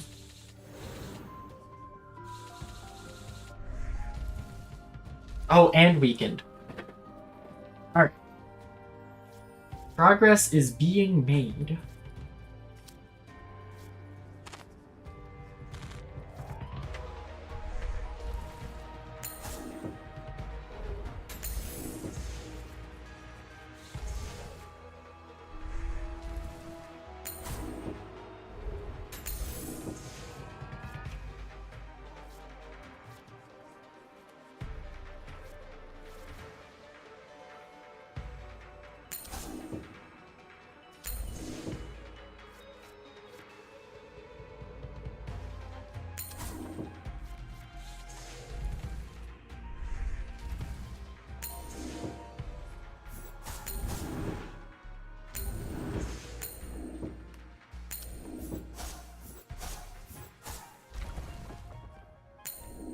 Alright, just gotta hope that she does not draw the last Spectre here. Or Empyrean Curse.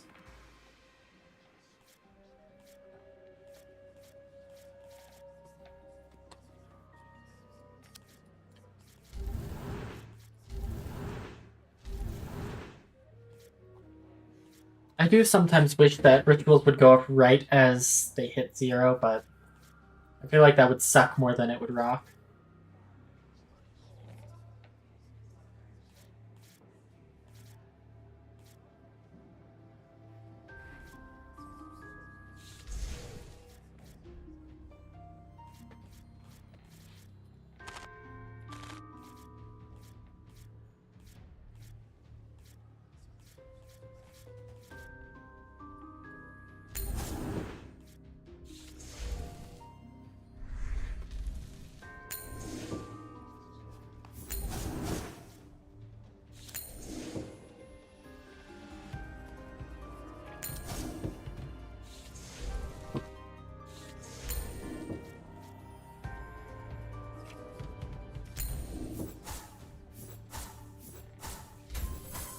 And I'm dead on energy. Oh, wait, yeah, nope, I'm dead on energy. This might be the deck if I just stop misplaying. She's not using Weakened, so maybe I can use some 0 costs to burn some of that inhibit away. But I don't know what I would drop for them.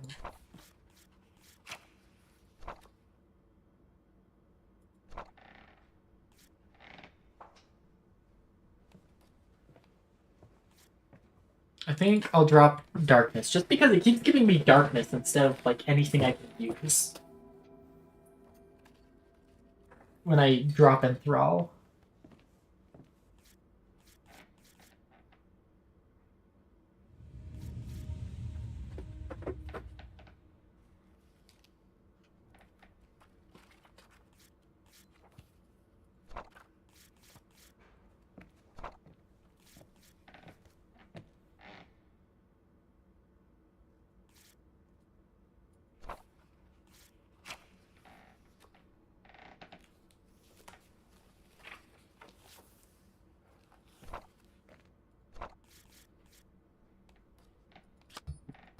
Let's try 1 burn and see if that helps.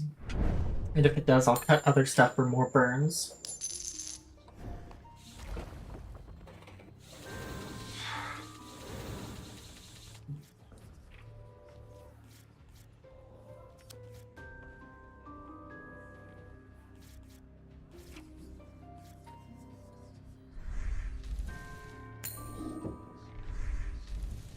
I didn't draw any fucking what's it called? Enthrall, so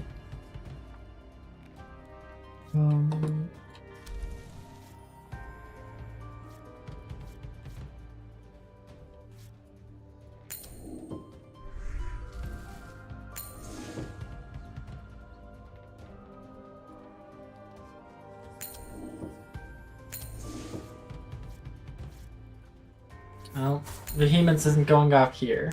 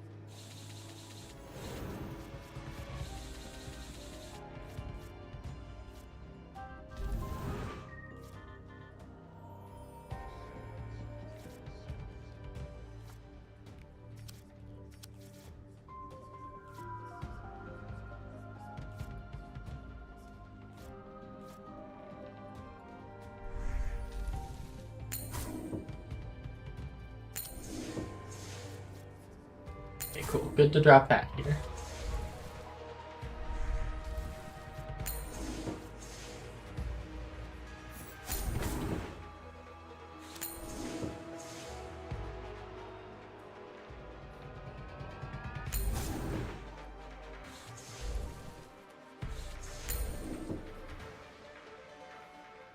And let's see, hold on. 18 plus 24.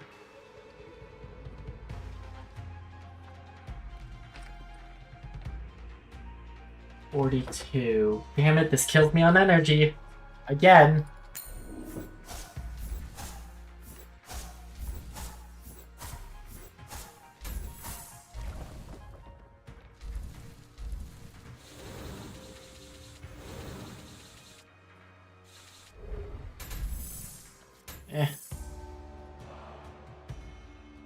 I once dueled a tortoise with dementia. Fuck you, Vix.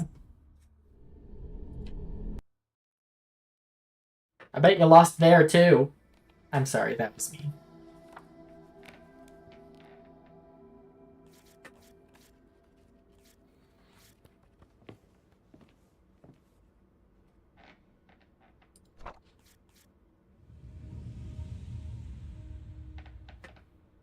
Alright, this is Veil. This is great healing.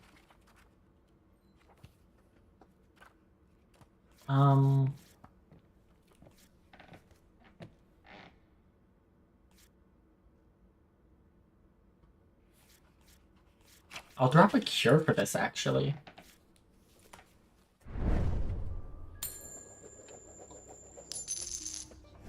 Ugh, and she's, of course, starting.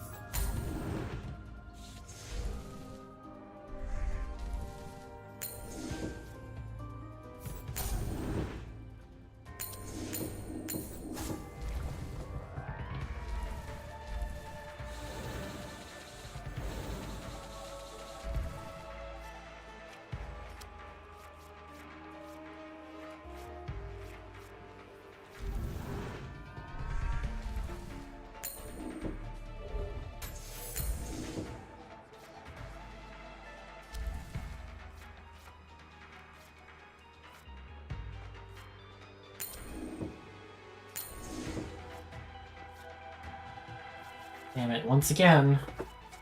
Agonizing behemoth so close yet so far.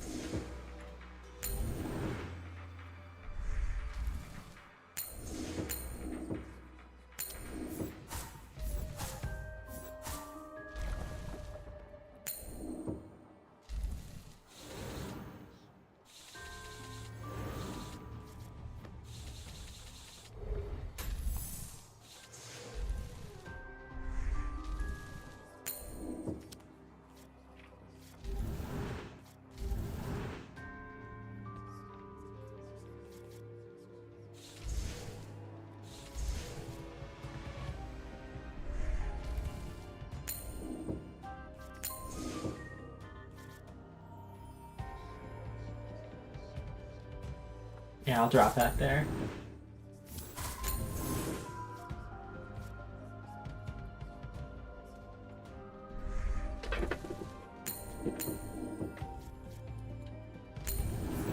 Okay, I'm still at full while she's at half.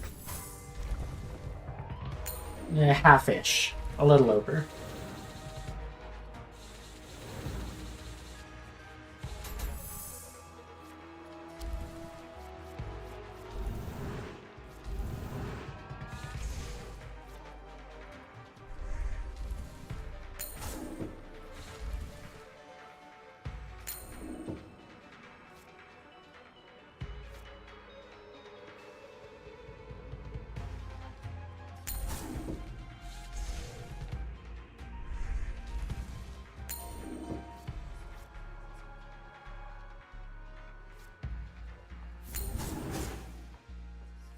That's what I was waiting for.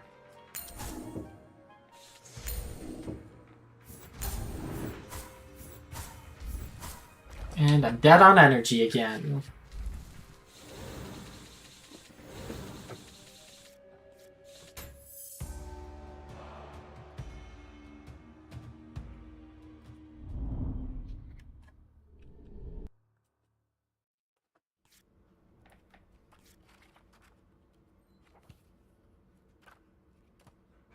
Okay, I don't think burn is the play.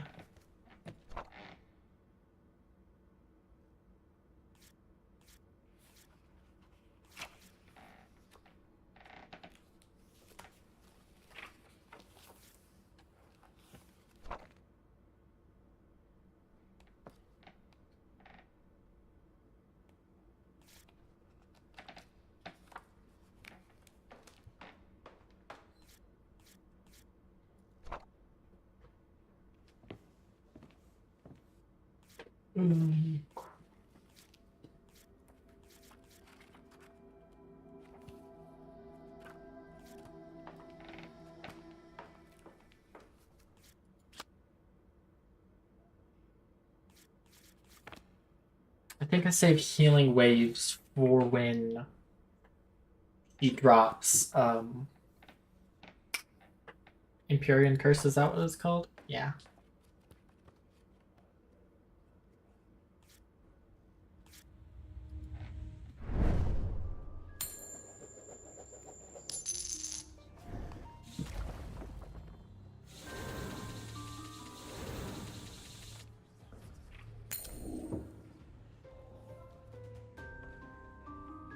I think I've been doing this for like an hour now. This one fight. Okay, well, dropping Empyrean Curse just right off the bat. Dick move, honestly.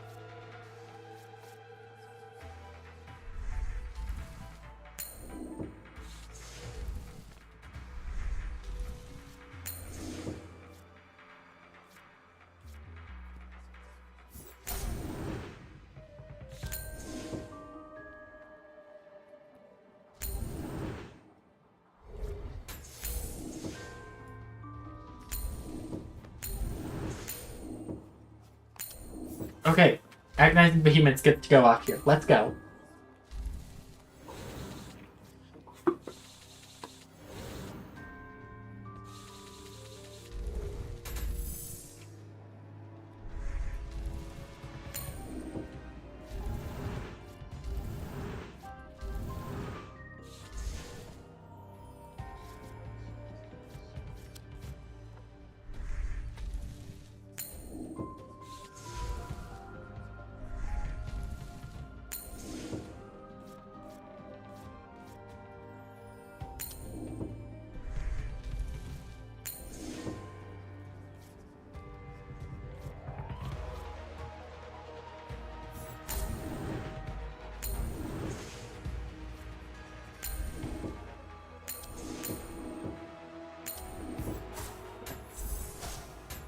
Oh, you're playing right into my hands right now, Vic. If I can get 9 Bewitchments off. I know it's a tall order. That will render all of her,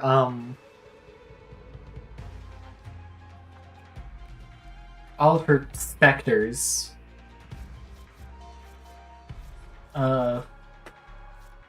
It'll get rid of all of them.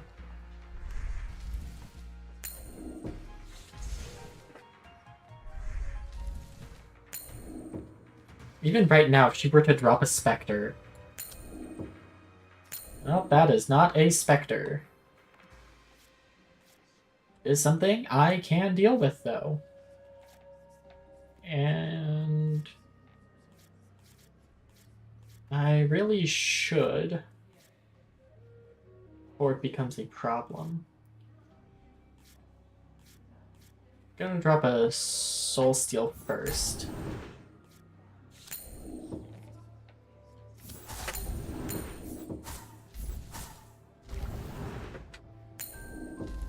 And then this goes off.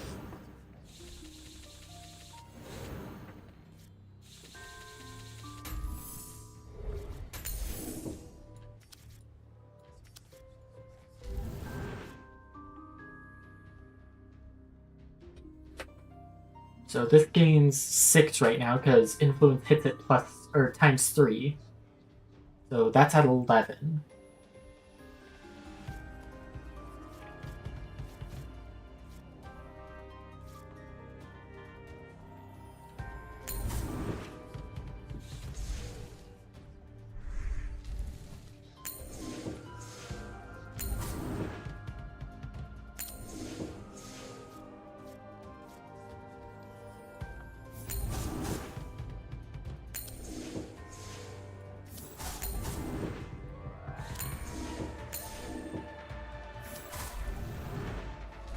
Alright, I'm back up to almost full.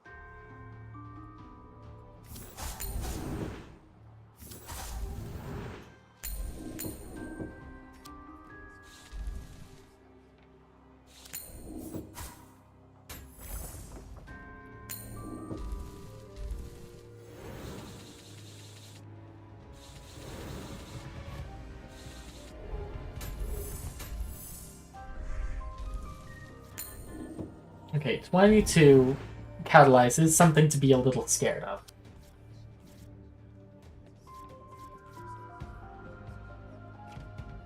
But we're almost there.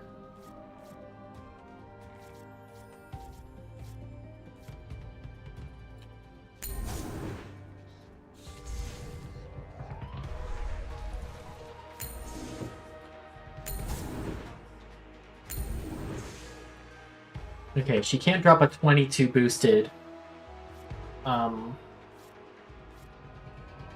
Empyrean Curse now. But that is a 30 Spectre. Dear God.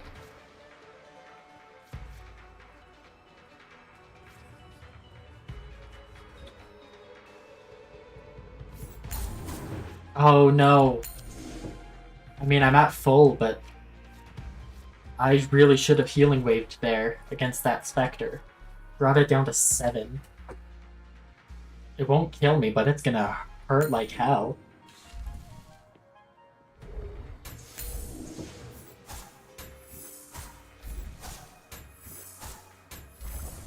But I do have 7 influence now. And a second poison fallout. Which could theoretically kill her this turn. Along with Blood Curse. And Soul Steal. There we go. Whoa, my god! You came back at the end. God damn it, Vix, you cheap bitch. But hey, she gave me 2 specters. 162. I finally got the Yuri, Matt.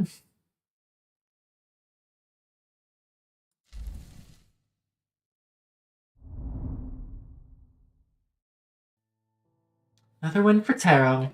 Well done. I try to think of something to say, but honestly, any and everything seems like it just makes things worse between us. You know, maybe I really did make the wrong decision here. Well, if you're not up for another duel, I have a couple of questions about Eldermancy.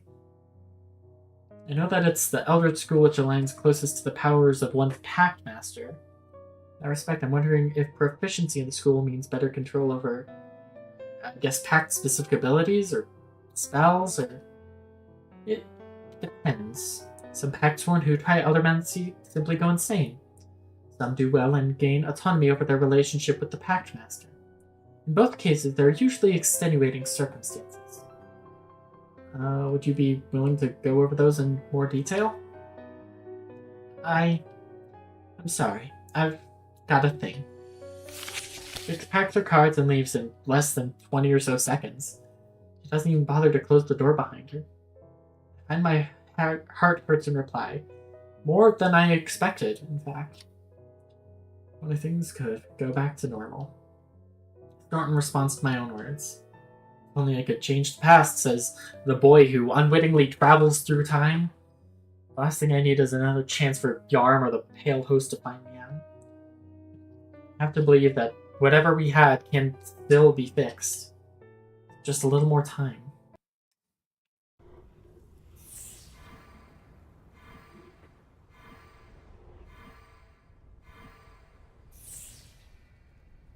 Alright. Grab a card at the Great Hall. Grab a Sacromancy.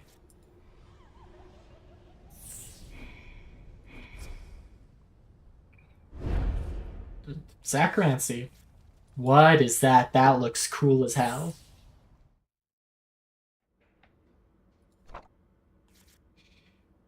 Vampirism Unbreakable. Draw 4 spells and discard all non-zero cost spells drawn this way. We could put that in the 0 cost deck.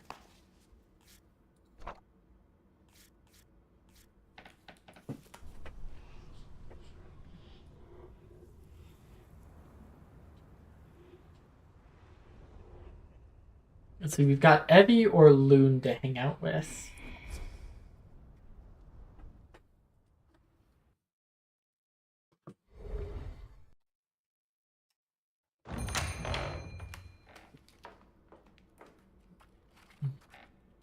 Checking the card gate that Vex gave you. It's Spectre, but I think mine is an 8 and hers was a 9.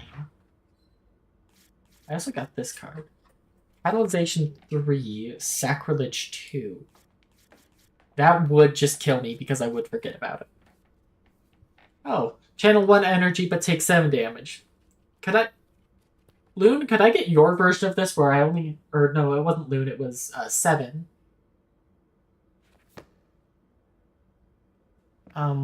Where it only costs 5. Imperishable.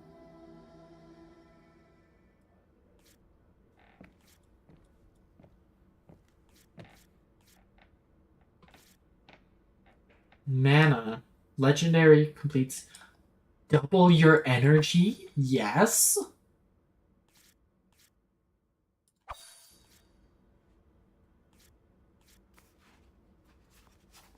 Perishable like once more? Imperishable means that, you know how like when most things attack, they disappear once they attack the opponent? Things with imperishable won't. Which is why Squall, or Spectre, was such an issue against Vix, because she was able to just keep having them. And this would actually be my 3rd one, so let's grab that. Got an idea? If that idea is to have a deck full of them, then that wouldn't work because as far as I'm aware, there's only 2 of them. Squall, and Spectre.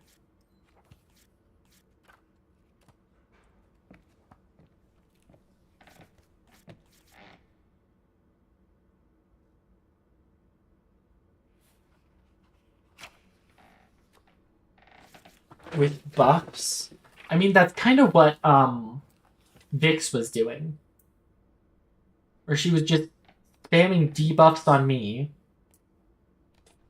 and buffing herself.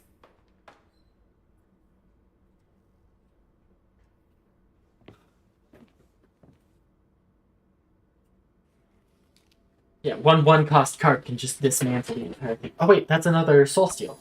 My third one. I will gladly take a third Soul Steal.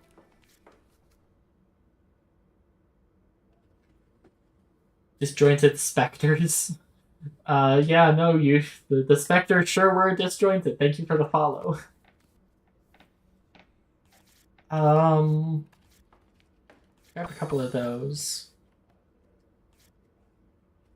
My third Radiance.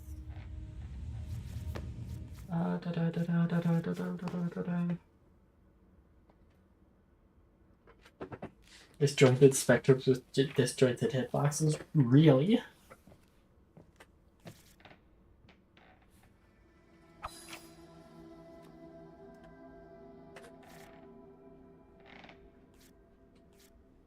I've got 214 cards. I might just start buying everything I can from the shopkeeper. Just to, like, try and finish up, like, my card collection.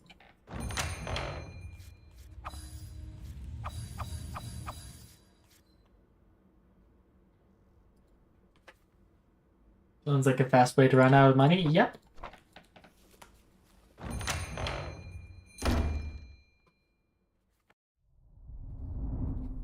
I'll be right back. I need to go refill my water bottle.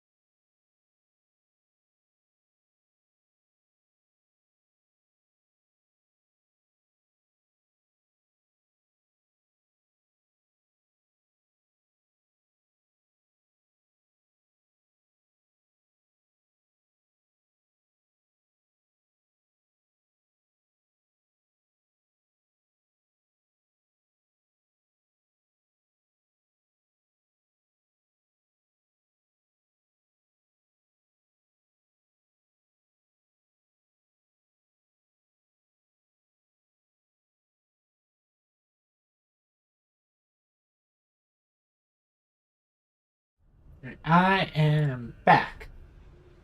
Now, let's see, were there any other cards around? I can use WAD to scan just in case. Not a fan of the mouse drag control. It looks like I've gotten all the cards, which means Evie time! If you wanted to meet at the library, you could have just said so. I'm here every day, Tara. Lead through the shifting corridors of Glomrat's veritable paradise of ancient times. It is early afternoon. The rain in Glomrat has not ceased for some time, and still precludes a day indoors among the dull scent of parchment. That's partly why I knocked on Evie's door. And have I mentioned you should just look into moving your bed somewhere between all these shelves? Might make living here a bit easier. So, I'm glad you have to sleep sometime. It was hard enough to find a good window for all my prep work these last few days. What do you mean? I pull her gently by her sleeve to a row of shelves currently in the process of shifting. My days spent in preparation here, for this very moment, clued me into little intricacies about the library I never would have noticed otherwise. Namely, the bookshelf's movement is far from random. In fact, it is scheduled, perhaps even ordained. I count 7 in my head. When I am certain of this shelf's current position, I lead Effie into a small alcove lit in glittering lamplight. Here the shelves tower, reaching nearly to the library's ceiling. The subtle clicks and thrums of the facility's movements are dampened here, muted by thick barriers of parchment and wood. In the center of the alcove, a table with a small stack of books, only 4 or so high, waits for our arrival. Atop it, a cylindrical device topped with a ruby-red crystal sits. What is all this? Call it a surprise. You ever heard of an Imagi projector? Oh, I've always wanted to try one of those. My father sometimes uses them for conferences. He thinks them to texts he's giving lectures on, and the device projects a visceral animation of the content in real time. Call this a half surprise then. I take a seat and wait for Evie to follow suit. After all, you've been very forthcoming in sharing all your favorite stories with me. I figured it's about time I reciprocate. I pat the books between us. No, I'm far from the greatest storyteller in comparison to you, so I sought a little help from our local feline librarian. Turns out he had one of these sitting in storage. You're going to channel a story through the Imagi Protector for me? Doesn't that take a lot of practice? Yeah, I may have spent a few days trying this out in my room. Oh. So, which book strikes your fancy? She takes but a moment to look over the titles I'd left out for her. It wasn't exactly the easiest thing finding books I'd already read in this cryptic old library, but I'm not unhappy with my selection. Oh no. More Scout Evie. Evie, we're not in World War II anymore. You don't have to speak in Morse code.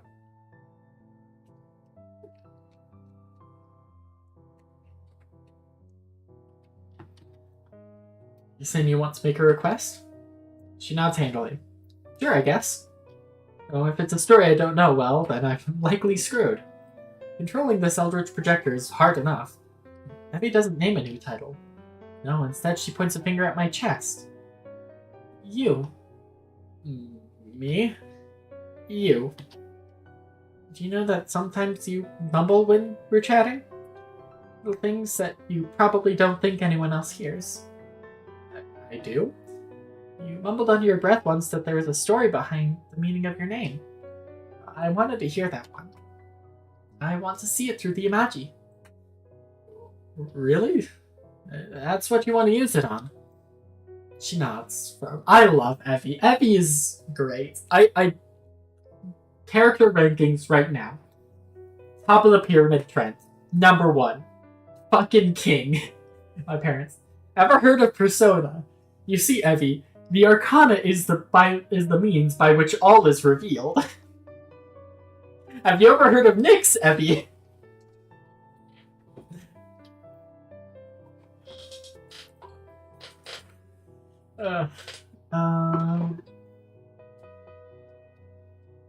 You sure? There's a whole collection of Greek myths in the pile. You're seriously telling me you don't want to see Prometheus bestow mankind with fire in real time? Or Orpheus in persona! Or Orpheus descended into the underworld, accompanied by a teenage boy roughly our age? With blue hair and suicidal tendencies? Orpheus mentioned kill in shadow. The tragedy of Medusa, the wit of Odysseus? She shakes her head. No. I want your story. I let out an exasperated sigh. At the very least, it's a tale I know well. Very well. I touch my thumb to a small crystal at the base of the Imaji projector. Close my eyes and press in just a pinch of eldritch energy. And a pinch more of some dear old ghosts, trapped and tangled in the cobwebs of my heart. The Imaji thrums. From the ruby at the top of the device, a floor of glittering purple, like dusk and starlight, materializes and expands. It makes for me a simple stage to set my would-be play. Guess if I were to find a good place to start, it would be with a woman. Why is she blushing at the mention of a woman? I know what you are, Evie. This bitch might be a little gay. A woman called Vadoma, and her first child, a large boy with hair blacker than black, and eyes like emerald waters. As I speak, the Imaji works. It projects a fine silhouette of a woman resting in bed beneath thick sheets. A newborn babe is cradled in her arms, and a deck of cards sits at her bedside table. It was tradition, or so she claimed, to name children based on a reading of tarot cards, one moon after their birth. So in the dead of night, as her husband slept on a thin couch just outside, she cradled her firstborn, and began a reading by the lamplight. The figures move atop the Imaji. The woman draws gold little rectangles. Her favorite deck and places a number of cards out over a cloth in her lap. And with each consecutive card, the gentle starlight surrounding her and the child blooms, until the cards themselves shine, like little suns on her tarot cloth. And the woman kisses the newborn on the forehead, having seen the cards foretell, in her view, a life of strength. A life long lived, well lived, one worthy of a fine place in an otherwise cruel world. And for this reading, she named the boy Merit. For that is what merit would bring to their house and to her, the deeds and distinction worthy of a firstborn son. 11, the strength. I mean, really, maybe even Chariot. I don't know. I guess I know how I'm naming my kids now.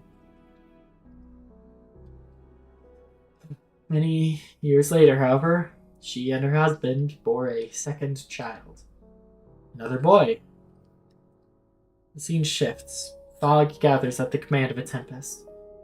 This time, the woman's complexion was not pink, but pale. Not joyous, but weak. She glistens with droplets of red sweat, cradles the second son in a weak grip, lit only by the agitating flicker of a fluorescent hospital light above. You name your child after the Arcana? Okay. You think about... So, it's not exactly Arcana, but this does make me remember that I went to middle school with a guy named Famous. Like, that was his first name. His first name was the word famous. And his brother was named, like, William. I don't remember what his brother's name was. No, not famous. Famous. Like a famous person.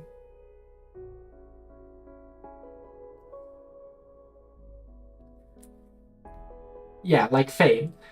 And can you imagine that? Your older sibling, his name is the Universe. And then your name is the Fool. I think that's very funny. That's exactly how I'm naming my children. Her second son came after a hard birth. One, so she told. She merely did not survive. Even so, she kept to tradition. And a moon after his birth, she called once again upon the cards. Shuffled them gently and purposefully as she asked the spirits, what kind of life will this child lead? Candlesticks rise from the dusk surface of the vision, silver yet rusted. They float about her bedside, twinkling gently, casting her face in the shadow of flickering candlelight. It is said that she drew the first card. As she drew the first card, a candle at her bedside flared with a torrent of fire. A pillar so brilliantly furious that it rose to the very ceiling above and consumed the room's foundation in a squall of hellfire. The ruby atop the Amagi projector screeches. Painted vision it portrays grows like the inferno within. I watch as the woman panics. She cradles her newborn in a light blanket, runs from the bed as a new pair of figures rush into the room, calling her to safety. All the while, her cards sit haphazardly on an abandoned bedside. The sheets burn. The bed burns. The room itself is swallowed by the majesty of fire. And then the image flashes white. Flashes forward, I think, in time. To a charred but safe haven. The fire firmly vanquished. The fire was put out before anyone was hurt. And the following day, when Mother and her second son had rested, she returned to collect what effects she could. While the fire had not spread to any other rooms, it seemed most of her space had burned before the flames could be quelled. All except, strangely, young Vedoma's tarot cards. The woman enters a waste of ember and char with her baby. This is not... You do not bring a baby to a room full of ash. That's a terrible idea. In a room grayed to ash, 78 cards sit unscathed upon a bed, otherwise burnt to black. They sit laid out in a perfect grid, waiting face up, as if in response to her reading. She took this strange tragedy as the boy's reading. A child who would live in the scope of every possibility, for good or ill. Emmy, have you ever heard of the game Persona? I am the fool. There's a door in this library that only I can see, and there's a man with like a 2-foot-long nose in there. And also a person dressed in blue, weirdly. I don't know what's up with her.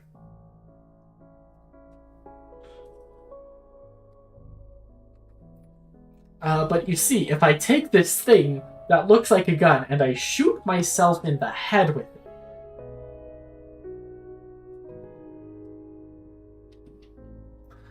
I wave my hand, pulling my power from the projector. The image falls. Sorry. Probably not the most intriguing story, considering...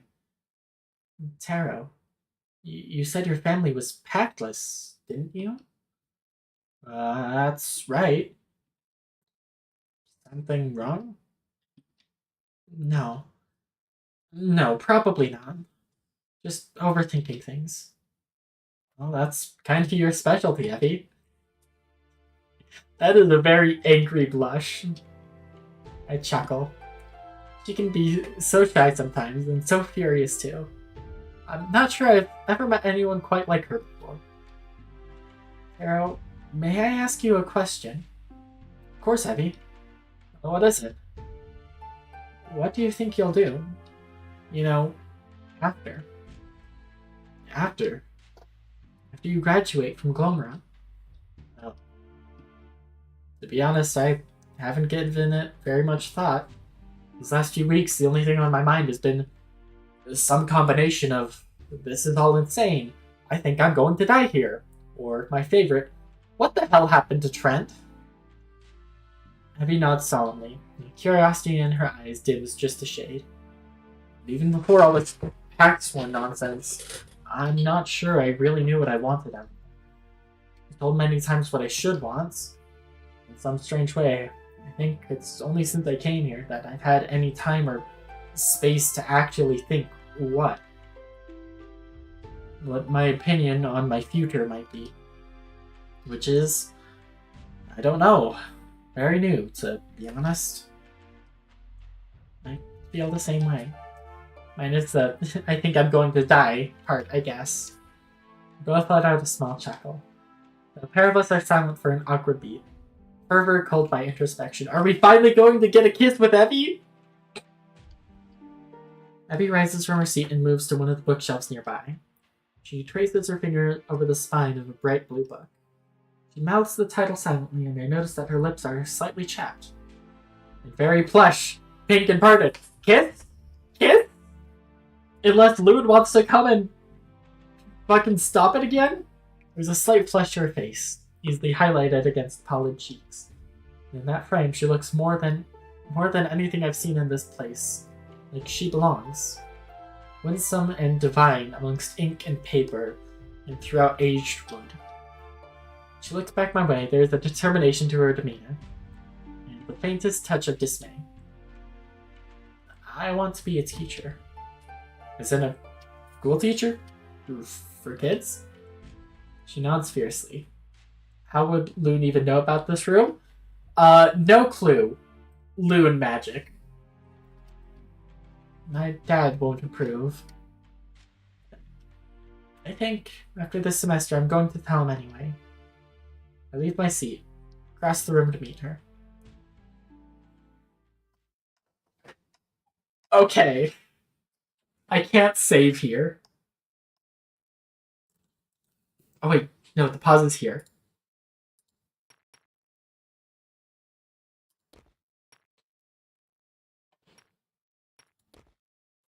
Here's the choice.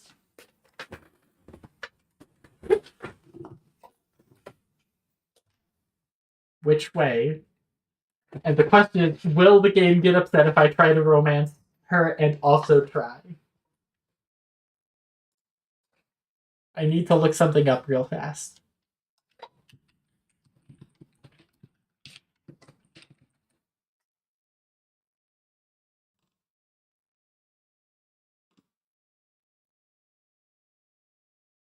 Blitz, what's up?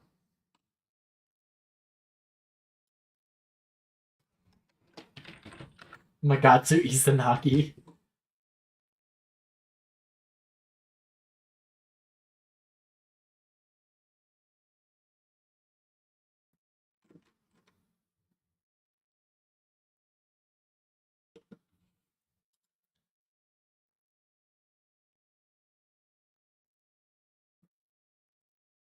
Okay, I looked up the Kamifuda wiki.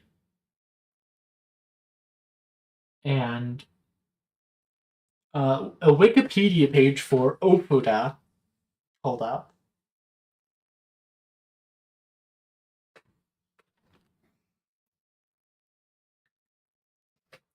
Paper Ofuda may also be referred to as Kamifuda.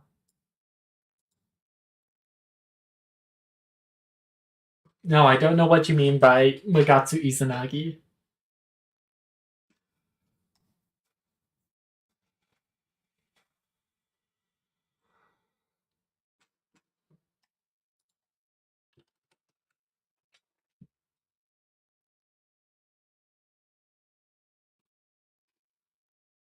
Don't think they'd be happy about me dating another girl? Probably not.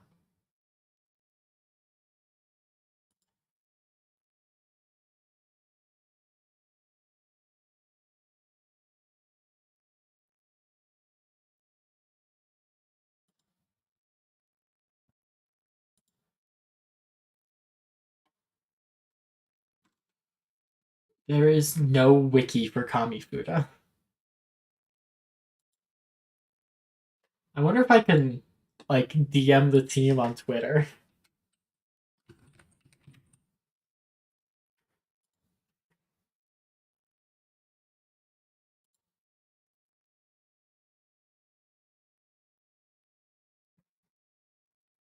I can't. They do not have DMs opened.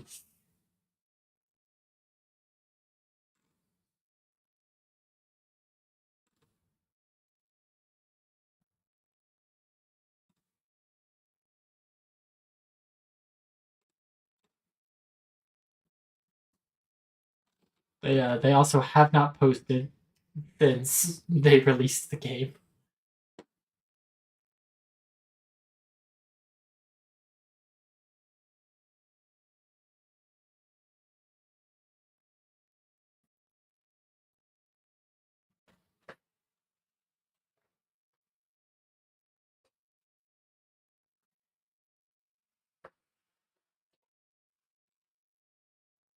They do have a Discord.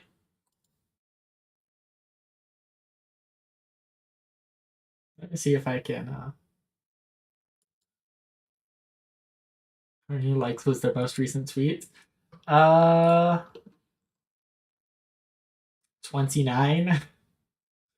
And their pinned tweet is much better at 34.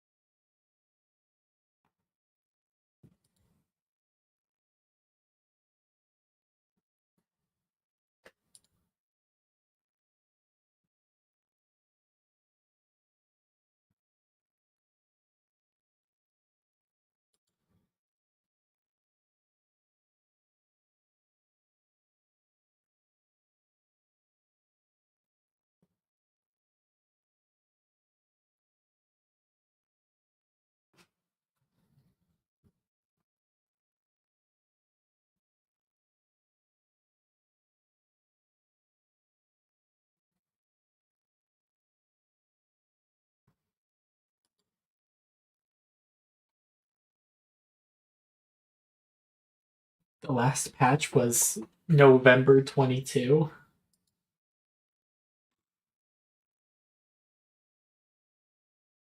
There hasn't even been a message in the server since the 12th.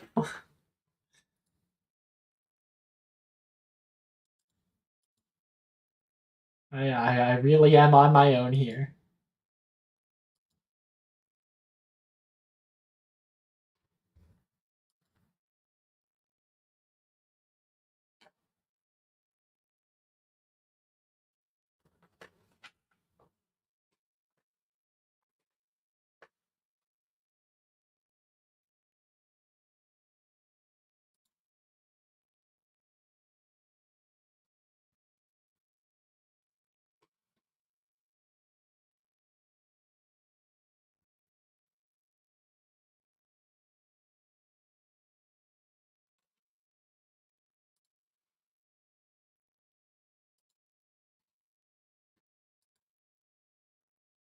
Alright. Anyway, back to this.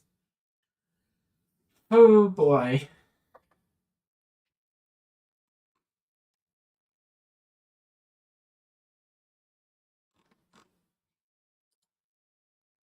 Where did game audio go?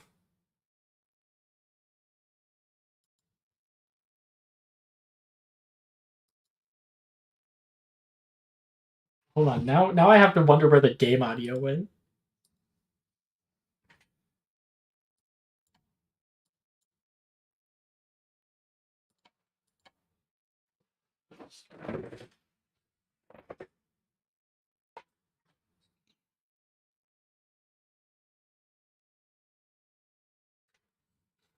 Hmm.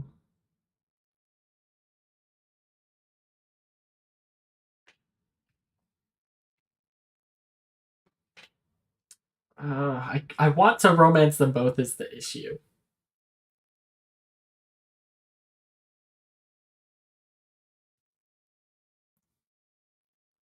Perhaps none of them go the ace route.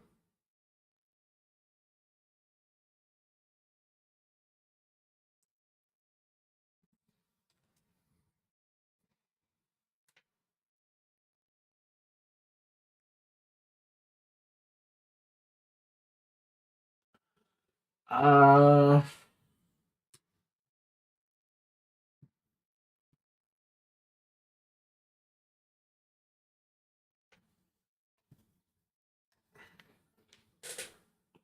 hmm.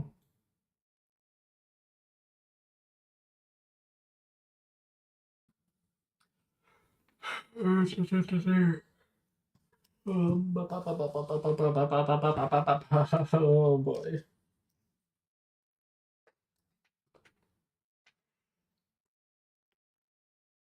I think I'll romance try.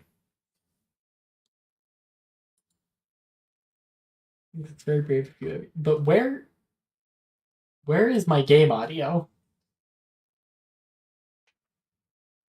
Ah. Blitz, if you could take care of disjointed specters here.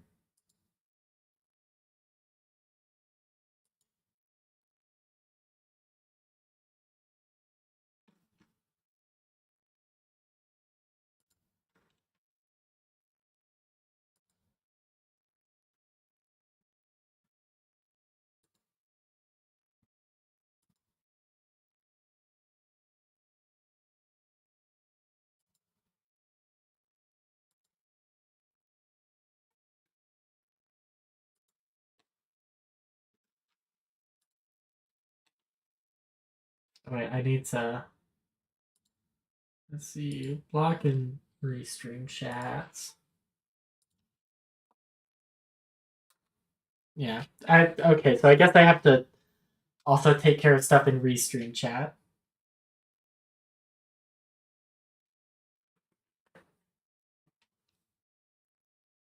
There we go, it's gone now.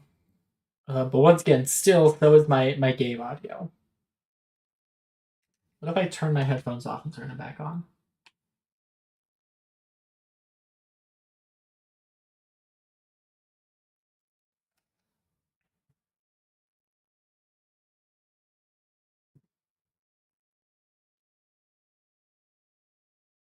Well, I guess we're going the rest of today audio-less.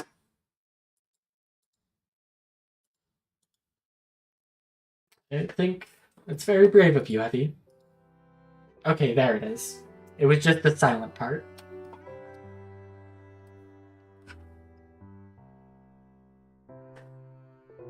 You're banned from the chat box. It's fine, Blitz.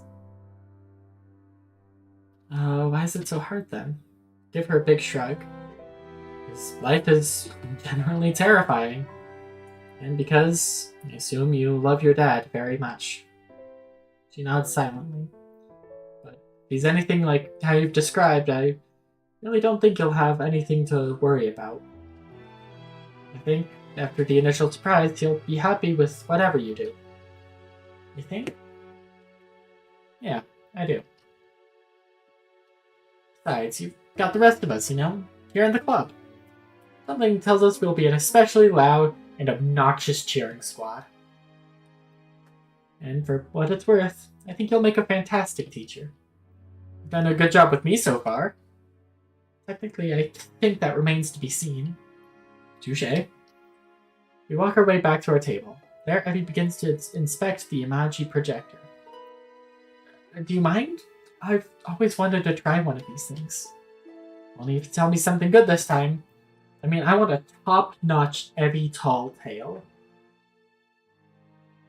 It's just that it's the mod's job to stream handle bands and all that. Yeah, no, don't worry. Restream is tricky. I'll have to figure out if there's a way to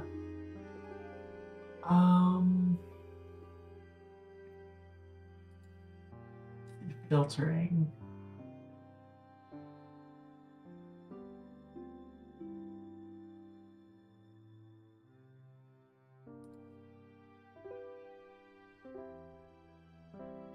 Yeah, I'll have to find a setting for that later today.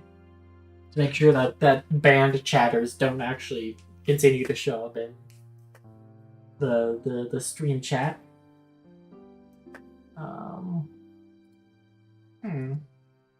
You heard of the boy who cried tentacle? Ben's anything like the boy who cried wolf. I have a feeling this is about to project some real growth images. Ah, good, you're prepared then.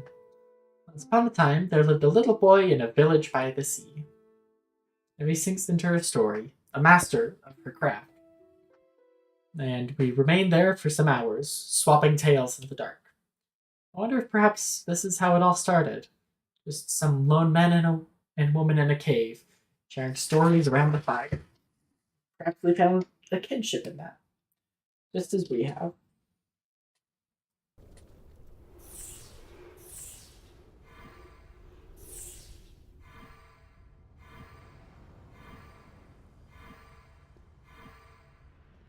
A duel in Yaram's office.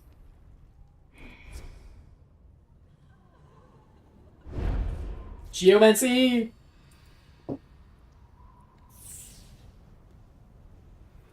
Um...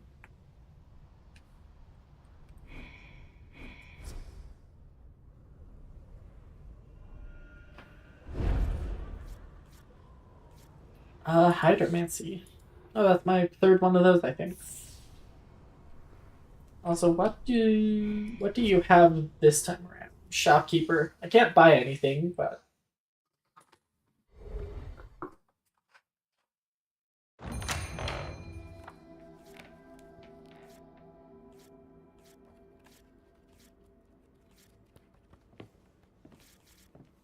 I mean, nothing really.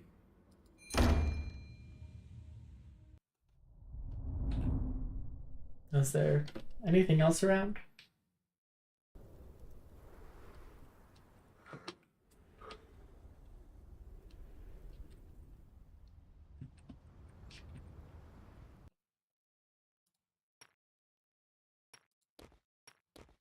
I'll keep the Evie romance safe open.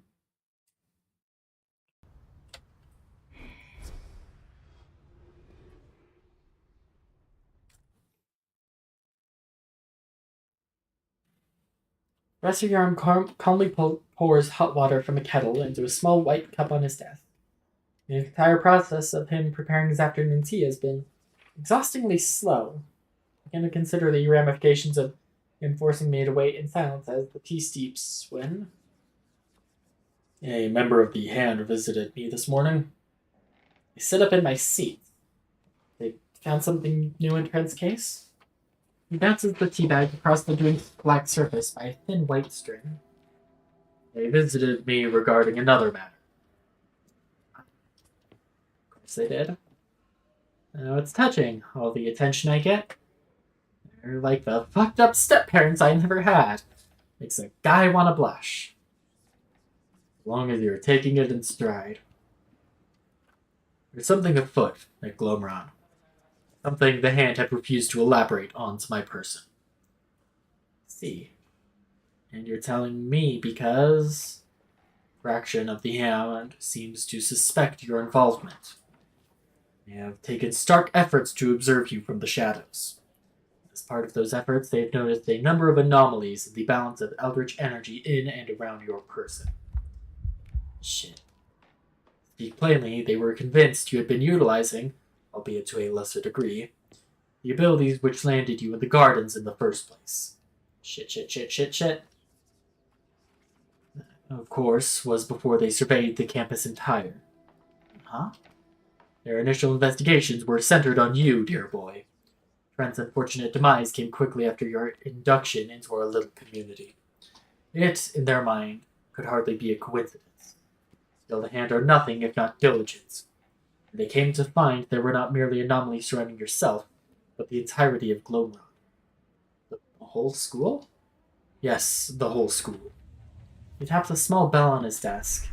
This strange silver bell lets out a tone that makes my stomach squirm.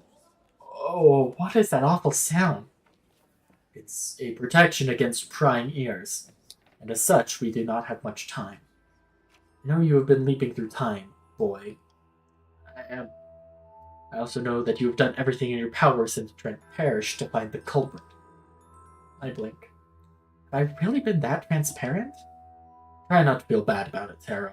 I've been a teacher a long while now.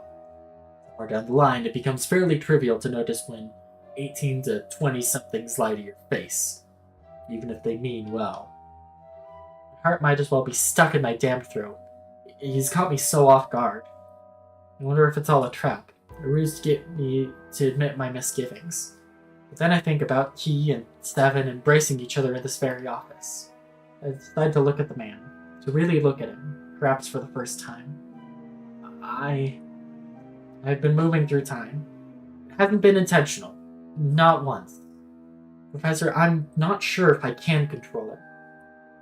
Figured as much.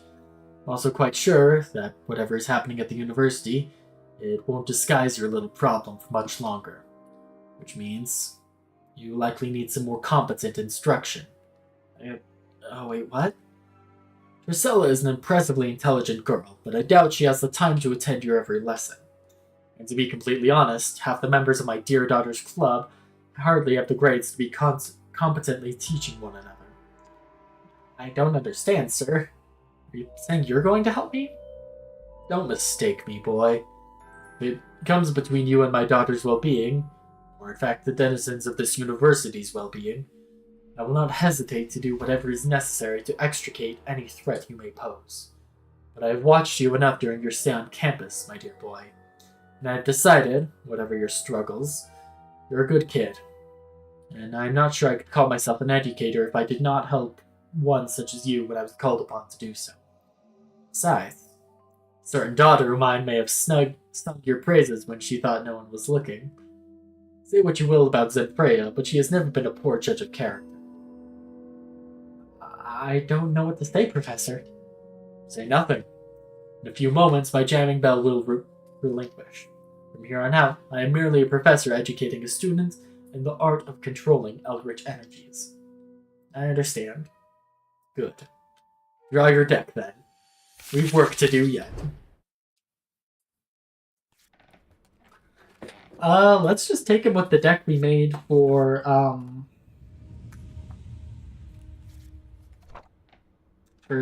our last run with Vix.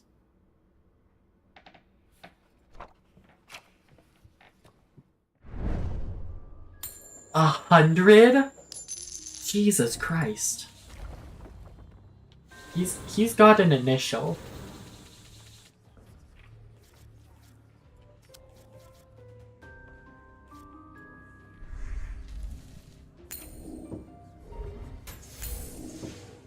Well, we're playing this game.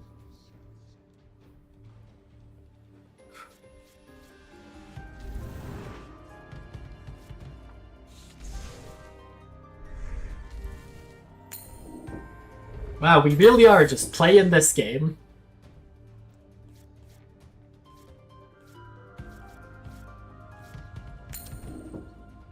Oh, okay. Wow. You want to play 18 or 12? Fucking bullshit.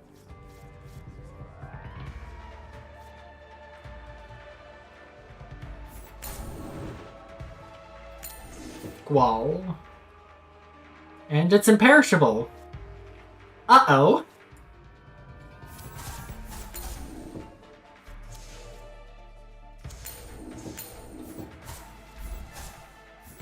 Oh, why couldn't you have ignore?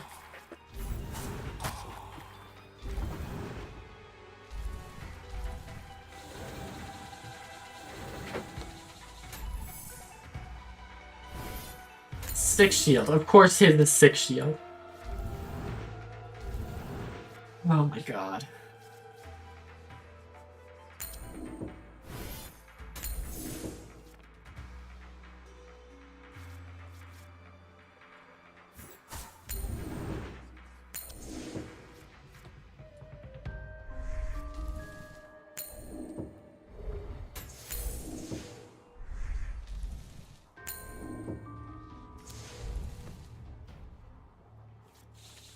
Forethought, his draw's 5. That's real cool.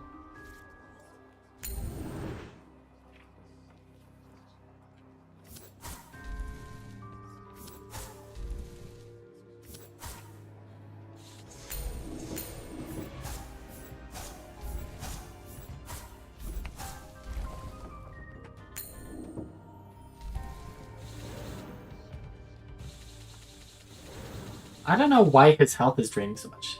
Tell me, do you know how it is you have blundered? That is why you fail.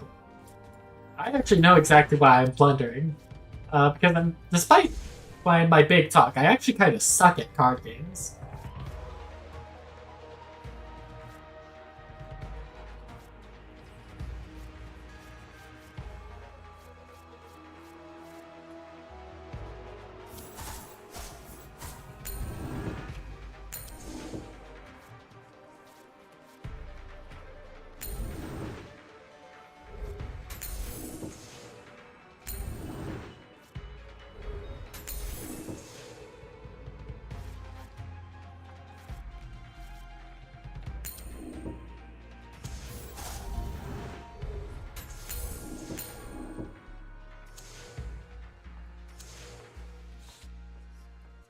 Yeah, I topped an MCS once, and that was entirely luck-based.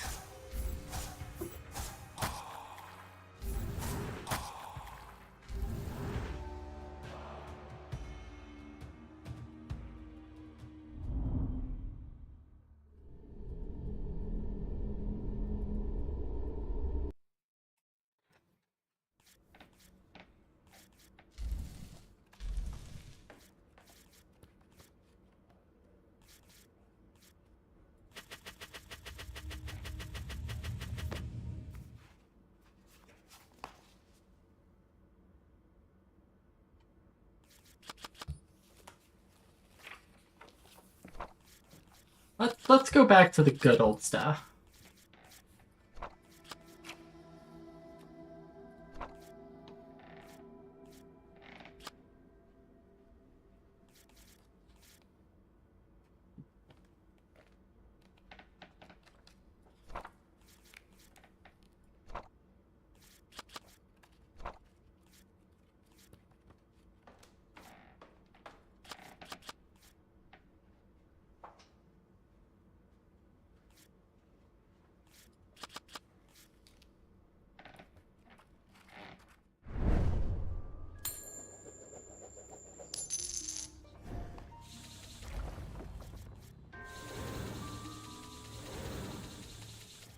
Now this is a hand I'm more familiar with.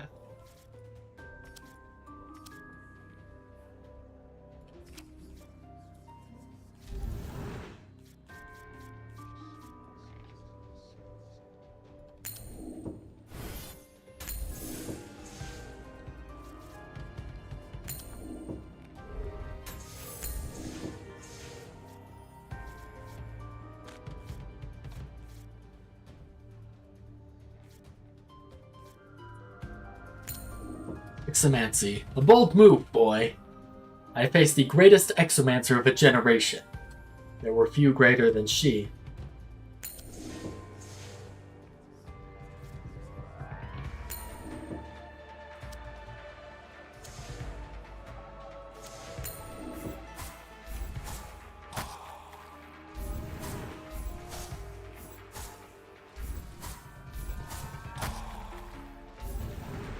That he probably is referring to his wife.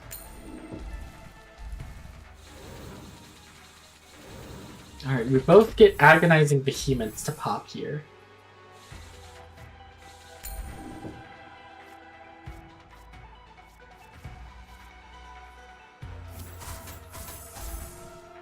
Gaining power with every hit, correct? Always keep your opponent's power in check, lest it accumulate and overwhelm you.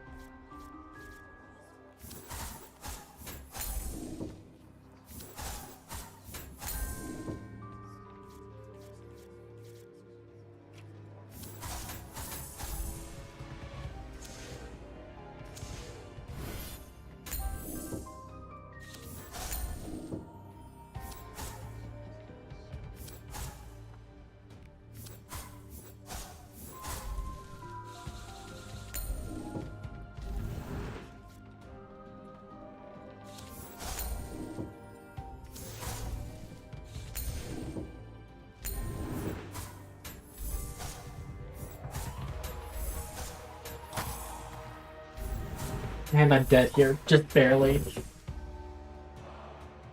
I think we're honestly kind of on equal footing.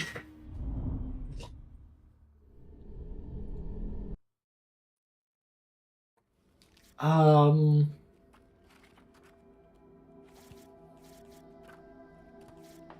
think I will drop to...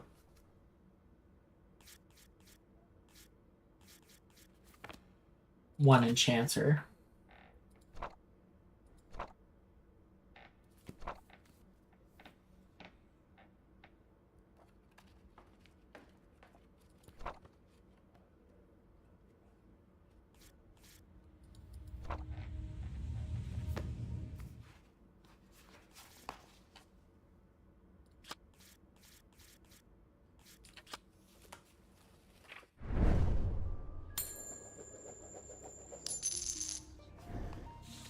do. I don't think... I think more or less, at least, he and I are on equal ground. With the exception of him having, 40 more health than me for God knows why.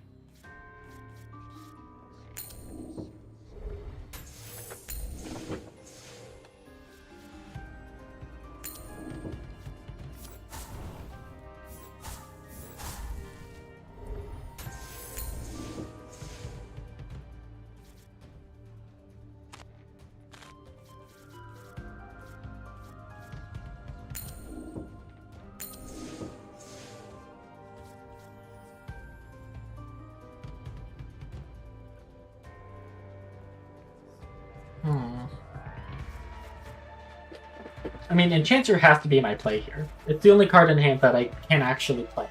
Thought Covenant will just burn me for 2. But the question is, do I play it against the Zap? Do I protect my Agonizing Behemoths against whatever he may have in hand? Or do I... would that I possess 1,000 years to live. But I do not. Hurry it up, boy. I mean, I've got to play it protecting my Behemoths, right? Yeah, I gotta.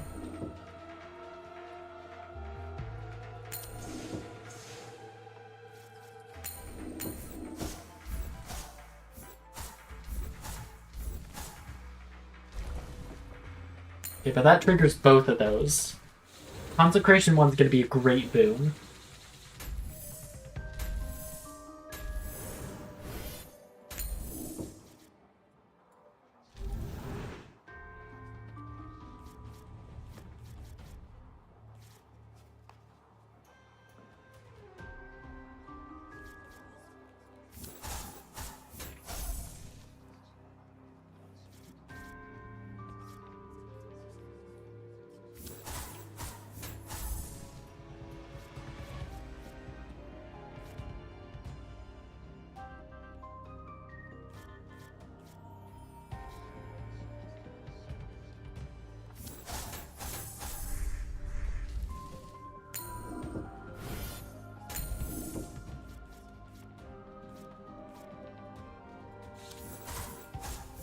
Need to be drawing healing spells. There we go. Inner Peace.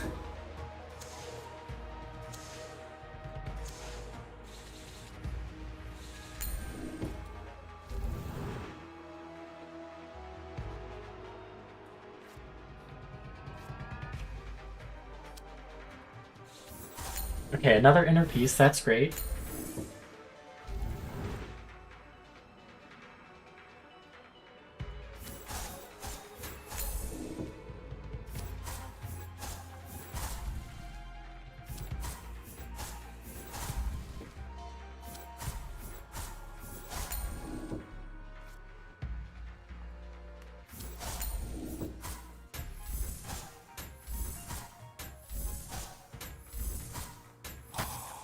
I'm barely alive.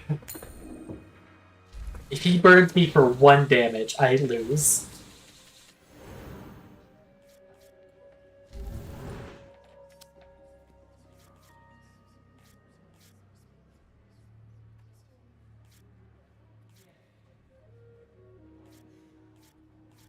It is terrifying knowing that he has a single card in his deck that could just instantly kill me.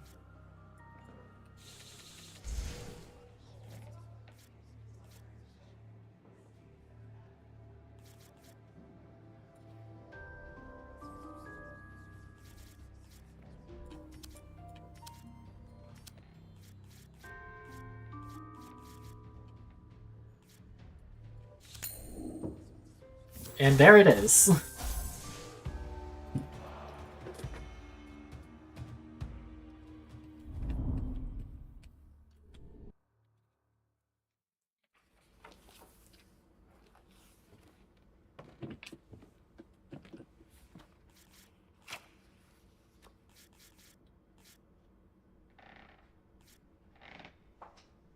I definitely think I'm more in need of healing.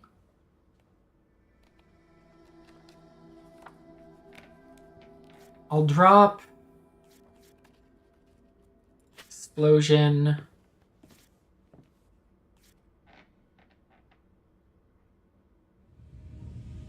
Scarab and I don't know. I think just those two.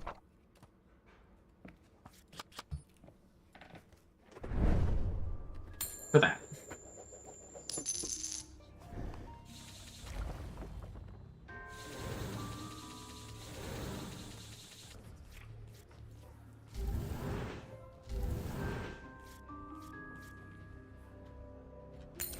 Maybe I should be putting shield in my deck. Because that's why I'm never able to hit him, because he's always got shield up.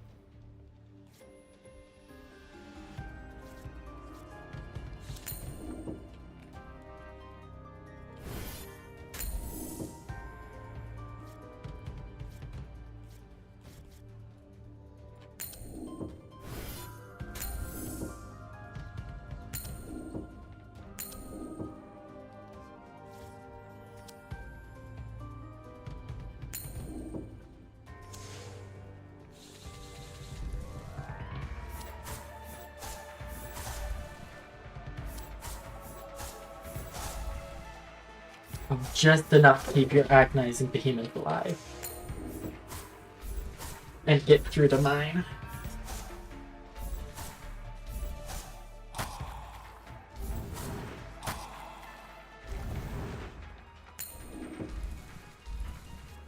But my poison fallout goes off now.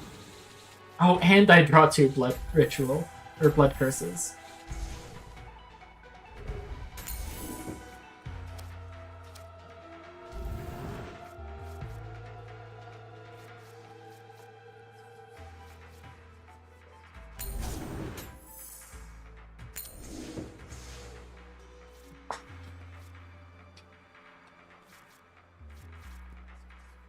Oh wait, his is imperishable and unbreakable. That's a dick move, dude.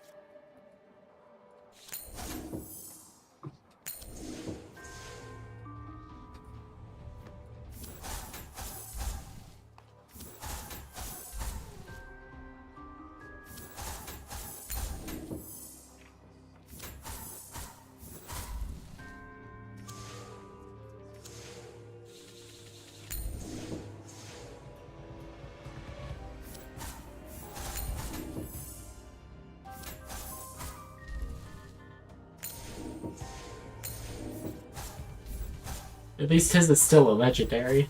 Yeah, no, I'm dead. Hey, you don't need to keep hitting me, man.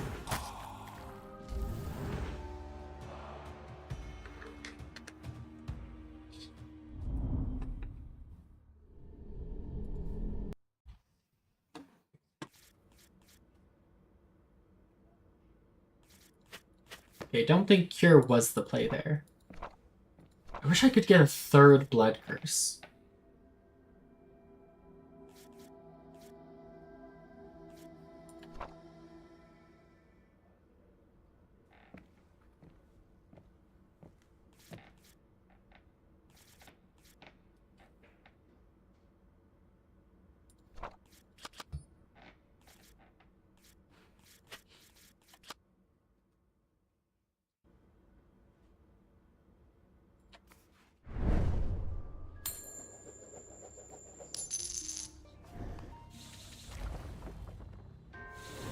Oh, Agonizing Behemoths is probably his initial.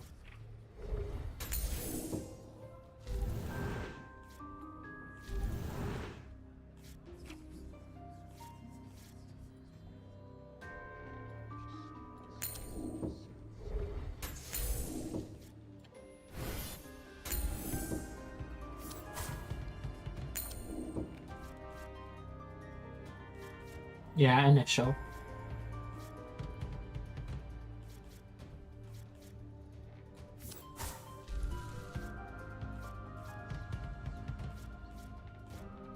Okay, so pre-strike will take precedence over incense. That's good to know. It sucks, but it's good to know.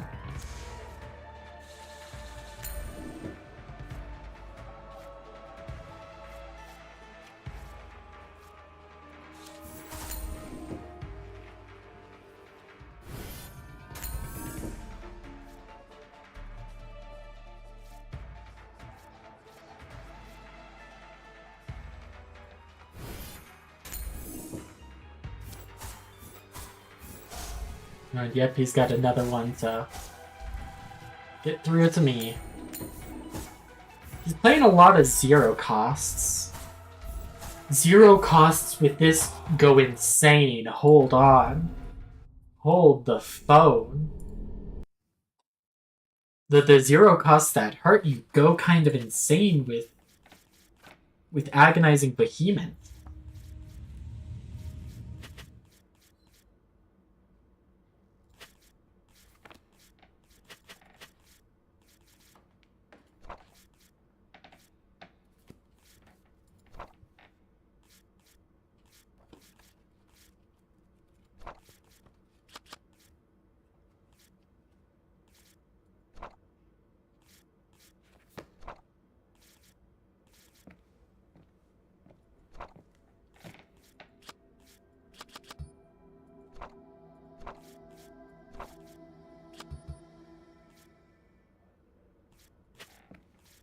I don't need Ceranomancy. That's just putting me a bit too low.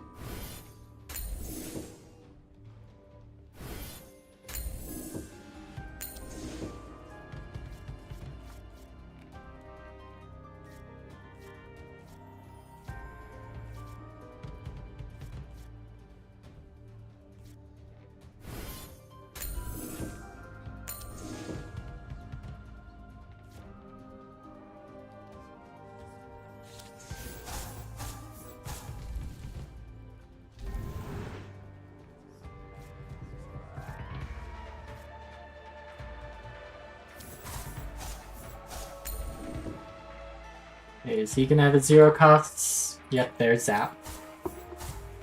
Glued to your hand, man.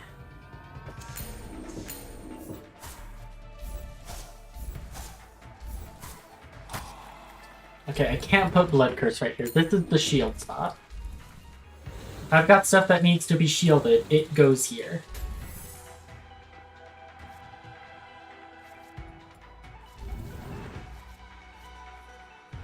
No rituals this hand. Let's focus on defense.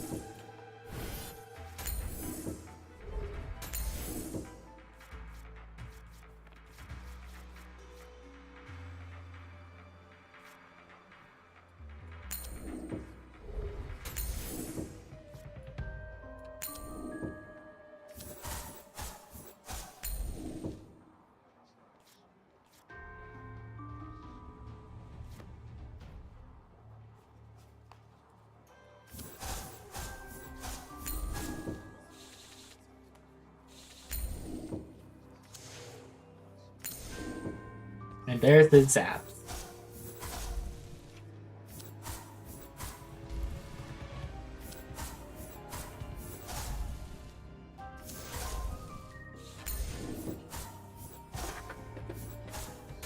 Maybe I do need the draw spells.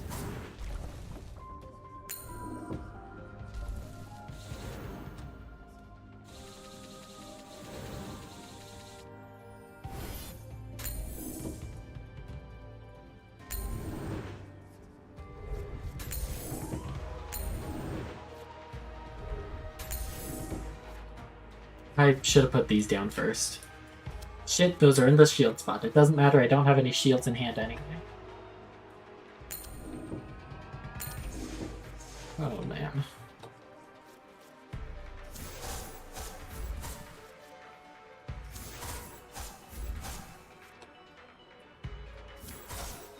I just fumbled this game. That was just misplays there.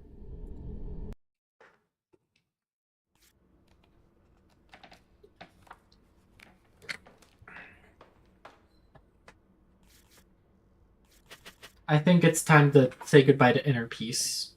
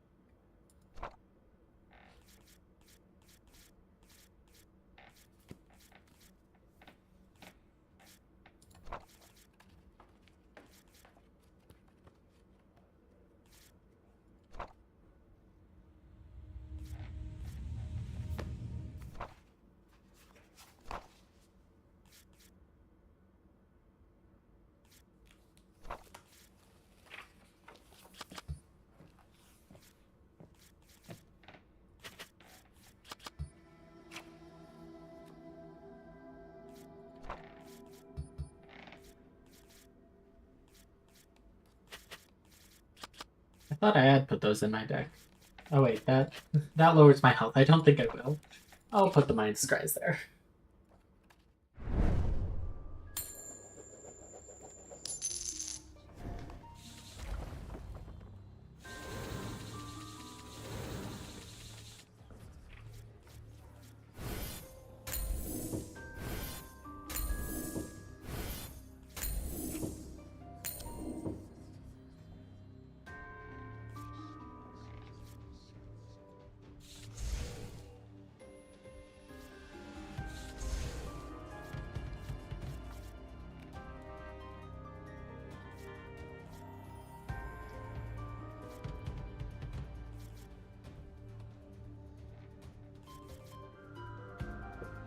Oh boy. Okay. Card, yep. Carding.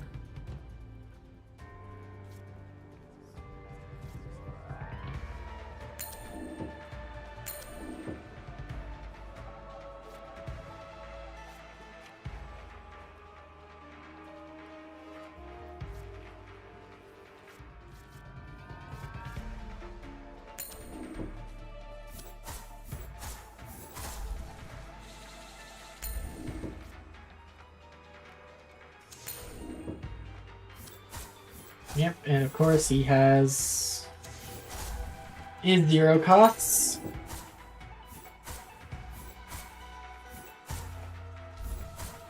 Okay, but at least both of our agonizing vehemences go off. Okay, Blood Curse.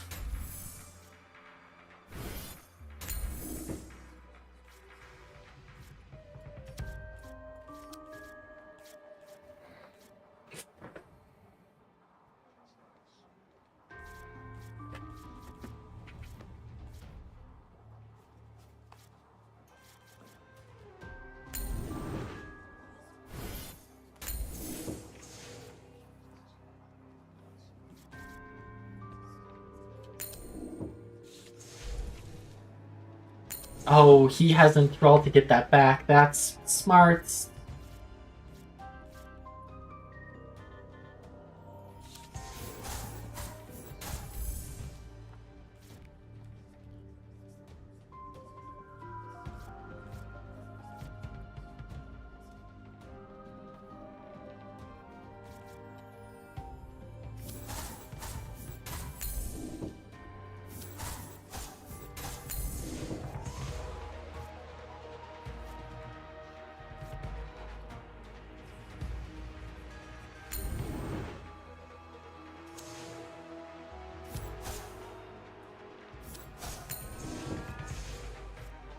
Okay, he's ended his priority.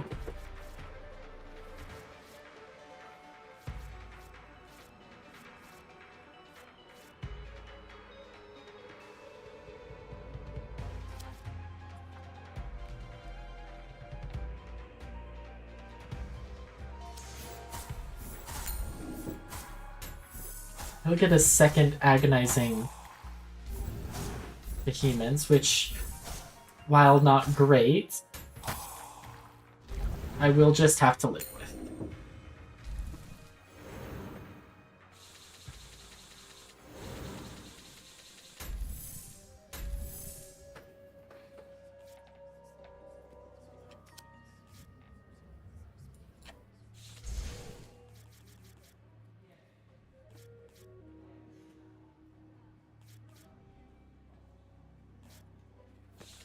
Okay, cool. It's the third protection charm that really makes a difference.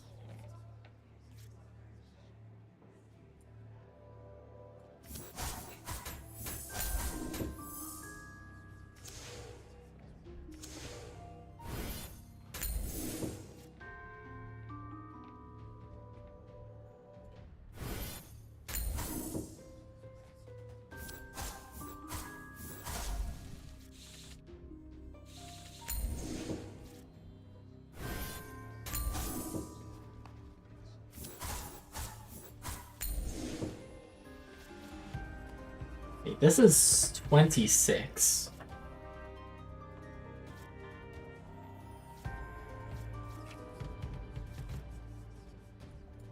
I'll shield myself one more time.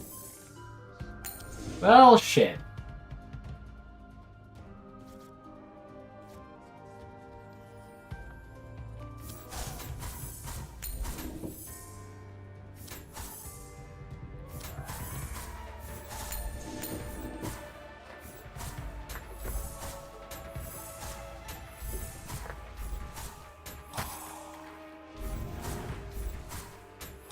Minus 72.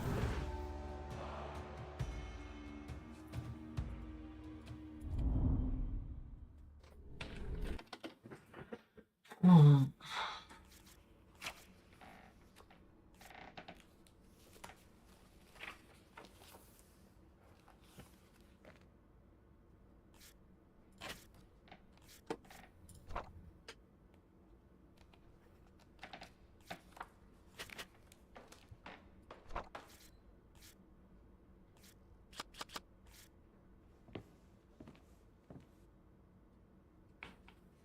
Teacher, whatever he is cheating. Every character cheats. All of them are cheating. They are just playing with different cards than me. Like, they may have the same art and the same name, but these are different cards.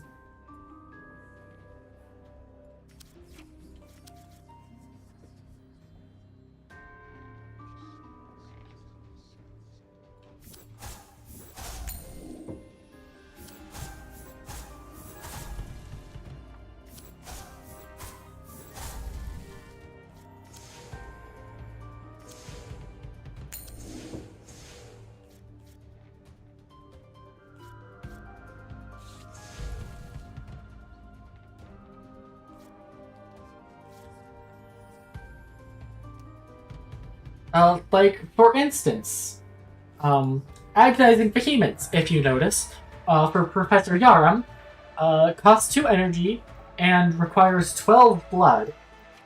But if we take a look at mine is 2 energy and requires 19 blood. Or whatever the ritual cost thing is called. I don't know. Sorry, Professor, I'm explaining to the voices in my head how you're cheating.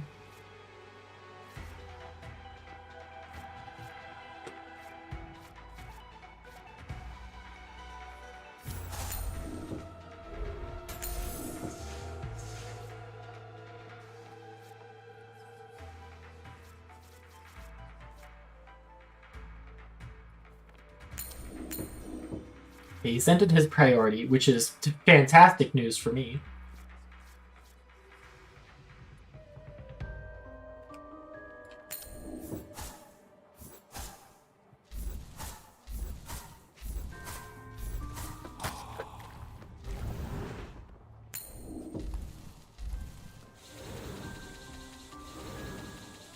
Okay, They Who Devour is already up at a 10.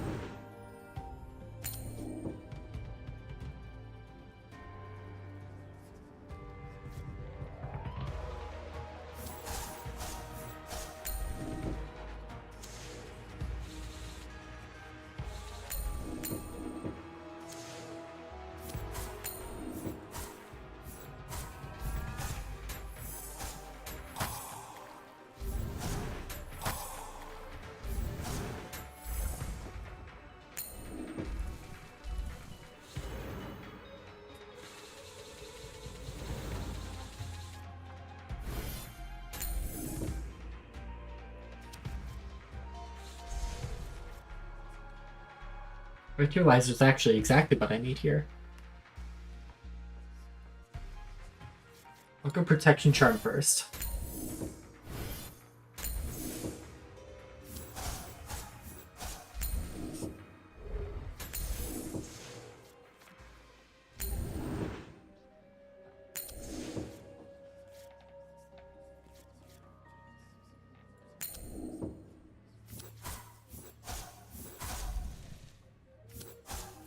Oh man, they who devour would have gone crazy in that spot. Ending your priority. Well, I don't mind if I do. Oh wait, no, it survived because of the goddamn shield. Yeah.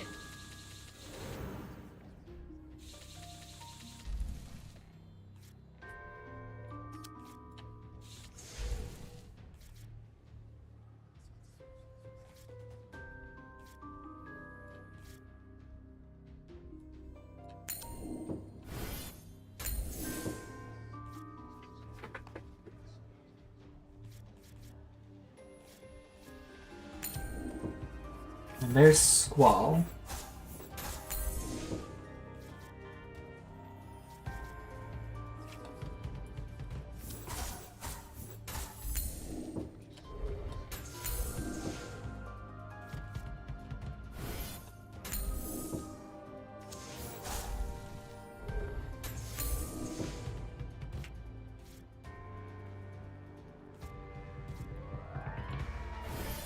Alright, Mana will survive.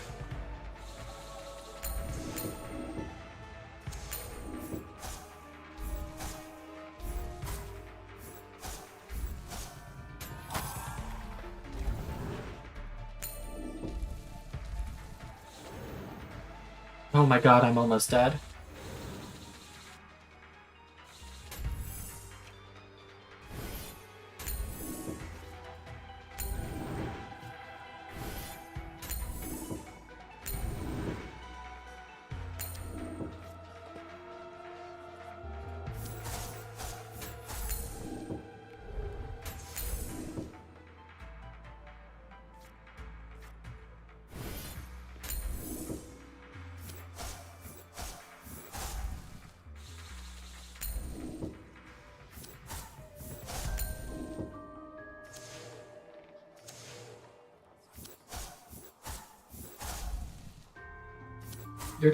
You just keep strengthening them, man. They are going to devour. And you're the one that they're devouring. Alright, if I draw Blood Curse here. Yes! Oh my god, yes.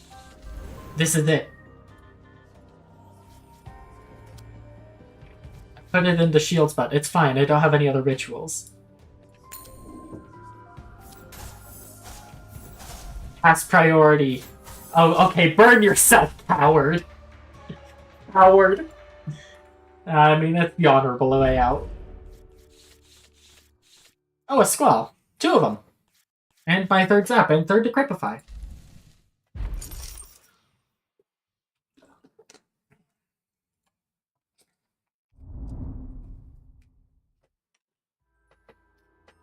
My, you have become quite an accomplished duelist.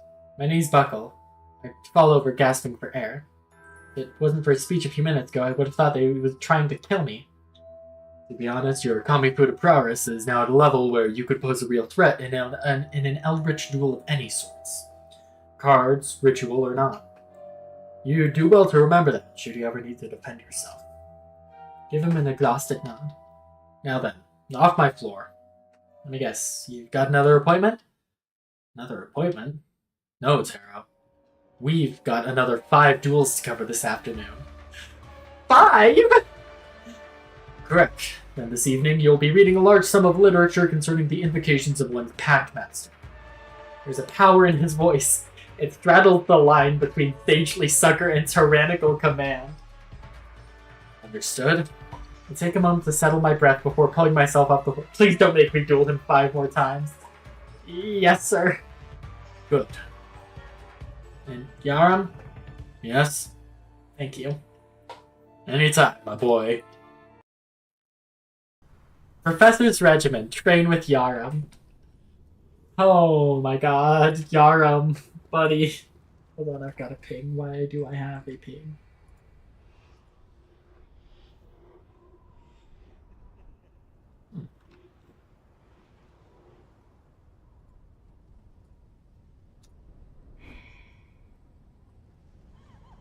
Okay, let's see. Hanging out with Loon. Got that. Let's go buy more shit from the shopkeeper.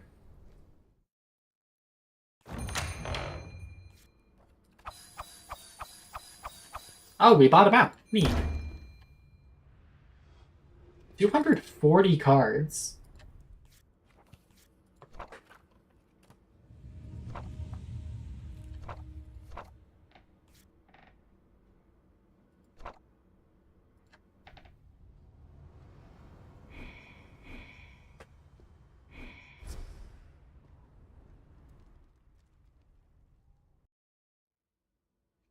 With my business finished here, I remember that I'm due for another thaumaturgy lesson with Loon.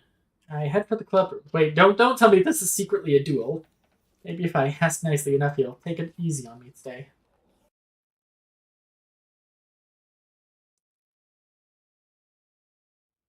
Okay. Sometime after a lengthy training session, thank God it's not making me do that. These sandwiches are rubbish. I'm starting to wonder if they're conjuring the food in this place rather than cooking it. Actually, that would explain a few things. Loon's plate is full, not a single bite taken from his lunch. Not hungry? Afraid of some rubbery ham? Loon, you alright? Oh, sorry, man. Guess I was distracted. No worries. You, gonna eat anything, though? I'm not too hungry. Have some if you want. Really? You skipped breakfast, too. And dinner the other night. Maybe I'm watching my figure. Or trying to fit into a new bathing suit. Does Glomerod even have a pool? Sure, we could make one. Just need a little Geomancy to make a big hole, and then a little Hydromancy for the water. I'm sure Professor Yarum will be thrilled. Anyway, thanks for the lunch, Taro. I promise I'll get the next one. You gotta run, or? Yeah, work to do on my surveys. I'll see you later, though. Alright, man. See ya. Loon leaves, albeit a bit sluggishly. Glanced at his untouched plate with a frown. This has been happening more and more lately. And he's been coming to the club less and less. That's it. Something with Loon is definitely off. I need to talk to someone about this. If nothing else, to alleviate my anxiety. But who would be around this time of day?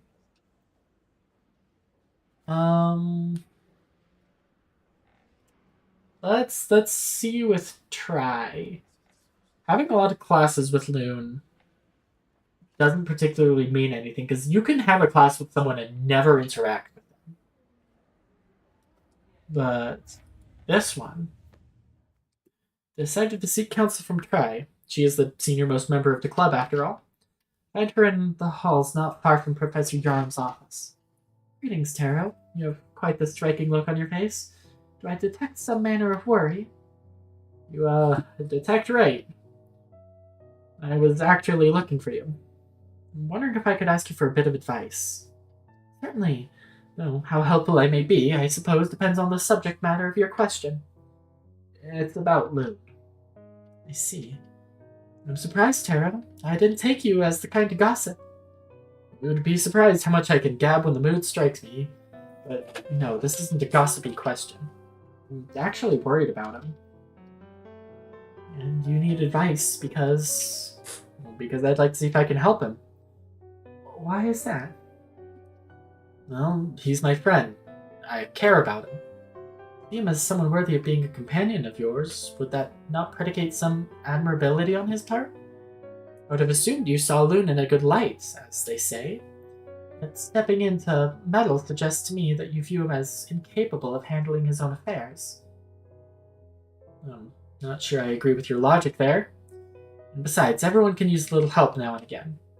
There's no virtue in going the journey alone. I sense we won't find consensus on this topic. Perhaps it's better to move us along. What is your question? He's barely been eating, skipping meals and such. I'm sure you've noticed he's withdrawn quite a bit from club activities. I'm just wondering, since you've known him longer, if this all seems strange to you.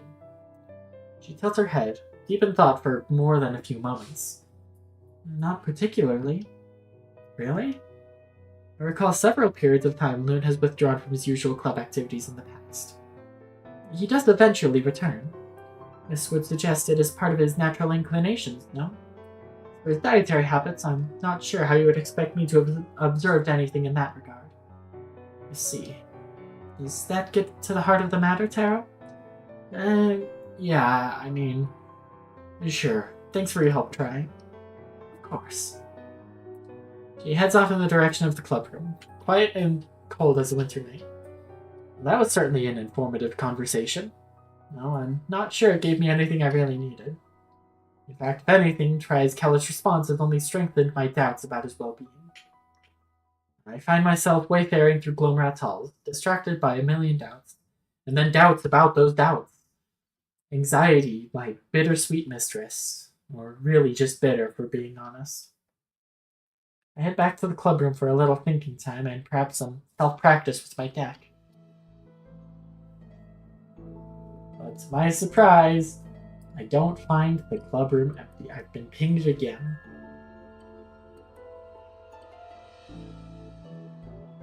I'll look at that later. I spot Vix a moment before she notices my entry. My heart beats in a panic, and I consider the possibility of ducking back out the way I came. She meets my eyes as the door shuts all too loudly behind me. Sorry, I didn't know. Do you need the room? No, not really. I was just sort of meandering. I'll leave. Okay. Make my way for the door, filled with a new mixture of awkwardness and pain. I hear a large sigh behind me.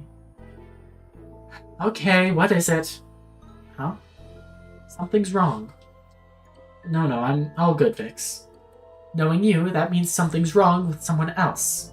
You've got that look on your face. Like a wounded puppy. God damn. First a cat boy, now a dog boy. Is it at least a cute puppy? Brutal. Alright then. It's about Loon. Ew. You're upset about Loon of all people? Yeah, I get it. You're not a fan. I swear the pair of you are like a snake and a mongoose. So long as I'm the mongoose.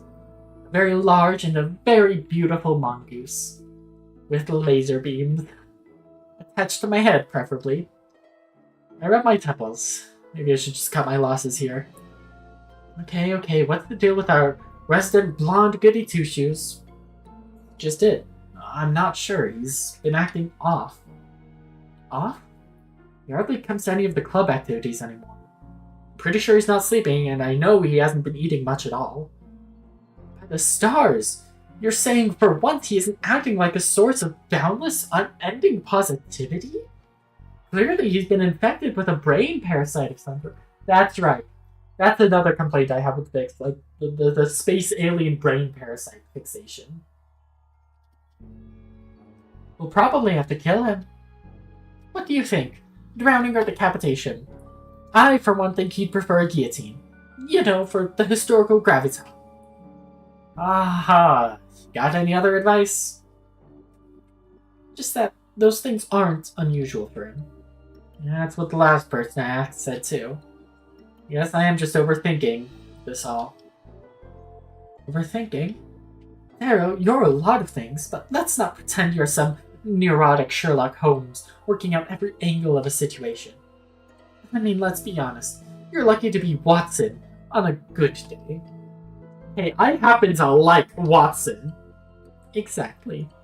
But my point is, just because something is usual or routine for someone doesn't mean it's a good thing. And yes, all of those things you've described are routine for Loon. But unlike the rest of the club members, maybe you'll take a minute to think about what someone who doesn't eat or sleep and frequently isolates themselves from their friends might be feeling. You know, since you're so keen on him, for whatever reason. She leaves just as quickly as she put me in a thoughtful stupor. And for the first time in a while, I think of my mother. Think of those long nights Dad and I suffered through, even years after Merritt's death. As she bounced between languishing in the dark of the master bedroom, unwilling to touch a crumb of food for weeks at a time, and romping around the house in an unhinged mania, unable to sleep for more than an hour or two before forcing herself up. She'd lose pounds and then gain pounds, remain silent until she was all too loud, remain still until she screamed and threw plates of whatever mush we'd been trying to feed her at the nearest fucking wall. And while I know Loon is not even in the same ballpark of severity that my mother was, if he's going through even a fraction of that hell, I refuse to stand by without making sure he has the help he needs. Or, at the very least, without him knowing that he isn't alone. Which leaves me only one more thing to do, I suppose. And that's to, very carefully and very empathetically, try and talk to him.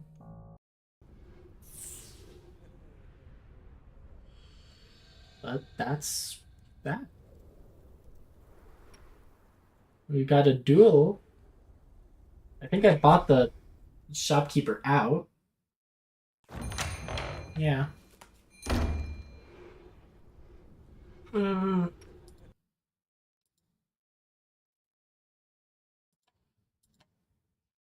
let's hope that we can one-shot this duel, because I've only got about 10 minutes.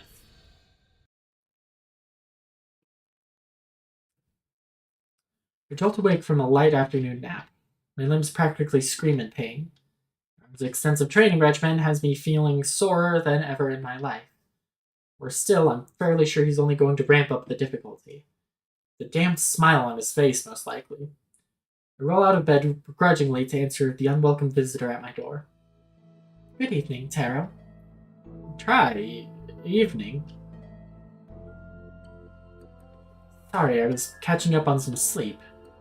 There's no need to apologize, Taro. I recognize you have been working quite arduously. You've no idea. Anyway, I suppose you're here about the Echo Catch? No.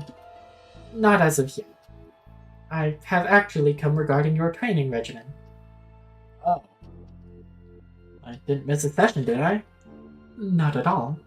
In fact, I've heard you've taken it upon yourself to seek extracurricular training.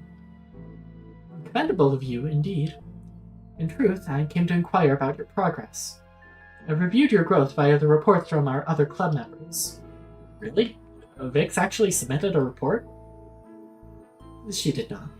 Loon managed to sufficiently interrogate the truth of your sessions from her, and submitted one in her place. I have to remember to thank him. In any case, I've reviewed what has been made available to me. How am I doing? Astonishing. Oh. Well, that's good, right? Indeed it is. Why do I feel like there's a but coming?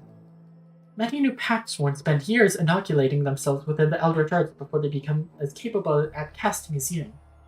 Even taking into consideration the handicap provided by the Kamifuda cards themselves, I must admit I am a bit perplexed.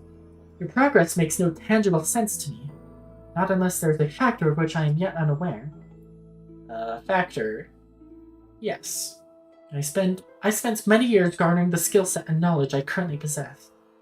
That includes my proficiency with the ritual of Kamifuda. I, see where you're coming from. I don't mean to invalidate your progress by any means, Try. No, you misunderstand me. If you found some edge, some method to a faster accumulation of power, I would not admonish you. In fact, I would find such a trait admirable. Did she just blush? Try? Still, I would know your secret. If nothing else, for the sake of my own progress as you steadily ascend to catch me. My secret? My secret is every time I fail, the world bursts into flame and darkness. And I'm flung back unwittingly to do it all over again. My secret is that I'm living on the edge of a knife, hoping I don't slip and accidentally chop something off. I'll just tell her the truth. Look, Try. I want you to know that I want to be honest with you, truly. And in the spirit of that, your suspicions aren't unjustified. There is something about in me that has given me an edge of sorts, among other things. But I'm sorry. Speak too candidly could mean I risk. Say no more, Taro. I understand. And thank you for for alleviating my suspicions as much as you're able. In any case, reports are second-hand information, reliable only as much as their author. It has been some time since I tested your metal myself, and if our fellows are to be believed, I needn't hold back nearly as much as our previous encounter. So come, Taro, let us see how you compare to a fuller view of my sacrament. I use a bit of sacromancy myself, you know.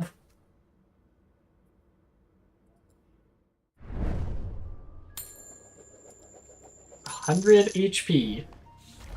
35 more than me. She's got no initials. And I'm up first.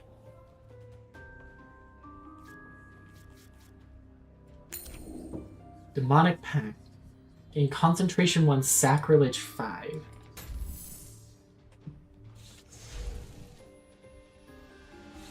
Vampirism Unbreakable. Okay, that's actually really good discards.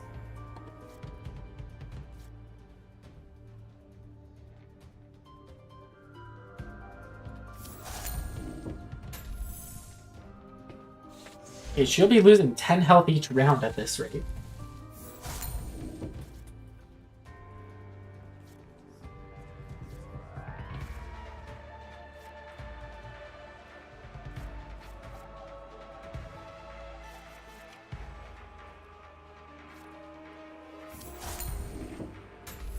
$15 health. 20 health.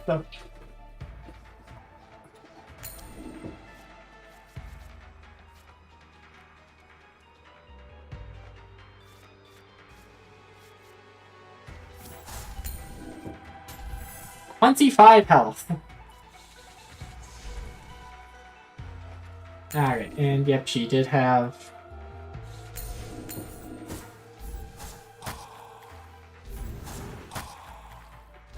I've just got to, you know, survive for 4 rounds.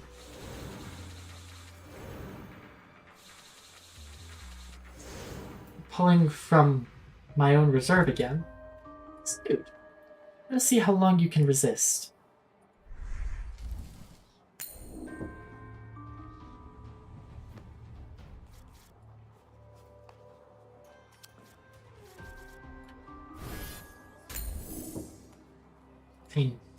The Doom status. What the shit?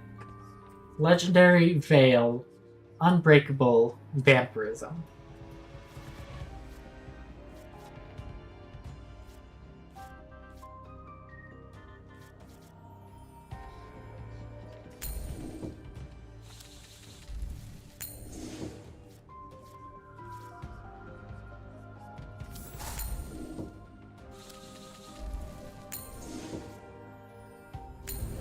Hydromancy. Your steady approach is sensible. Thank you. I did not say it would work.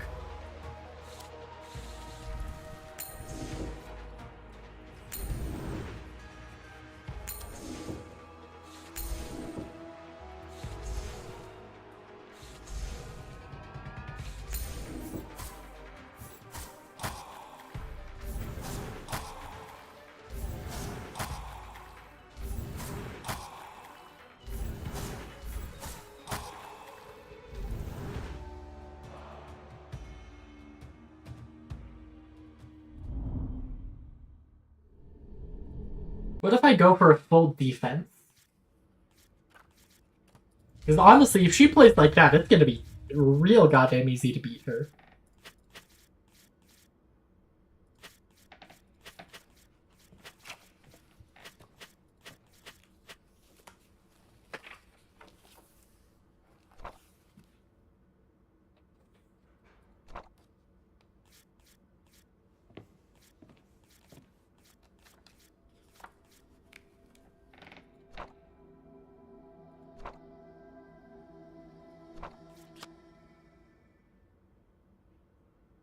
Yeah. Well, no, what she does is she keeps using, not this one, but a spell that gives her concentration 1 at the cost of giving her Sacrilege 5, which costs her 5 HP per round.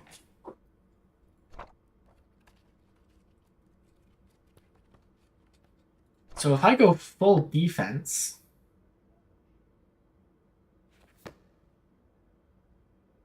No one expects the Trent counterattack. Where is it? The Trent counterattack.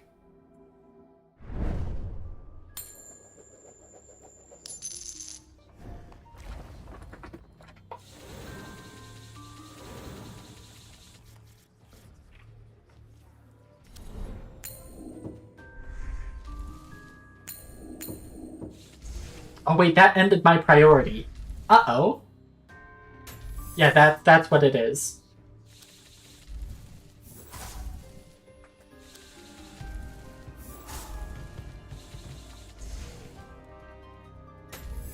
Okay, that was a misplay on my part. Let me,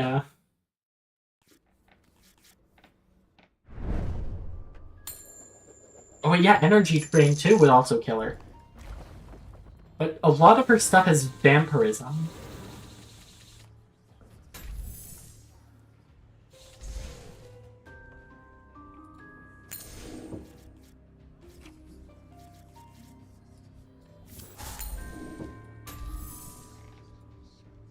See, she keeps doing that. She's already losing 15 HP per round.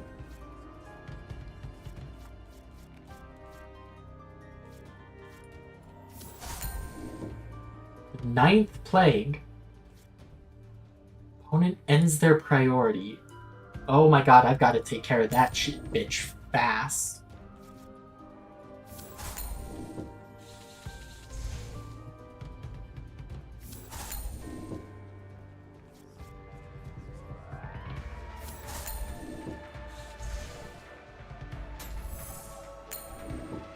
Okay, ended priority.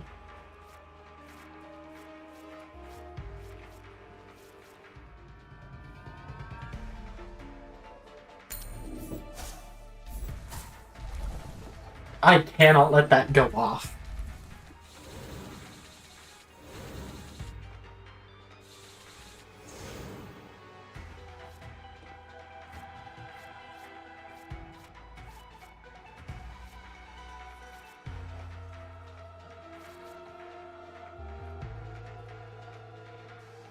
Yeah, she needs to get to losing 100 HP per turn. Real.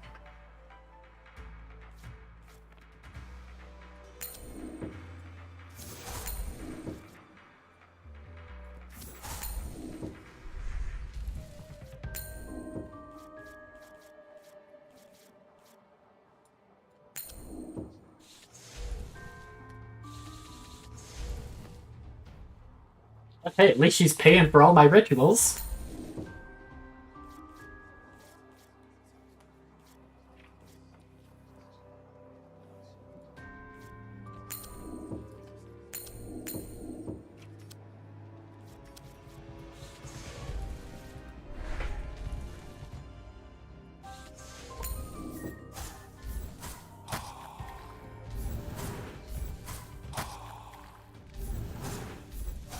Yeah, I just need to, like, make sure to shield myself from her vampirism effects. Maybe a Hydromancy Geomancy deck.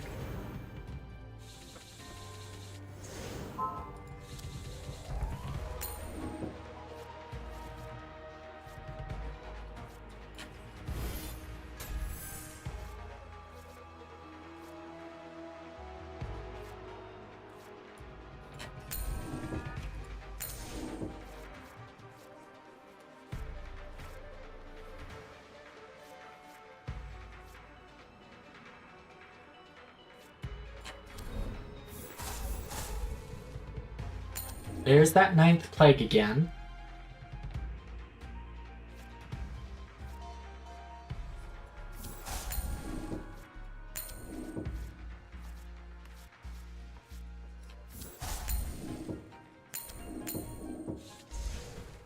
There. Restart. But I do need to end here. It is that time. I can't save here.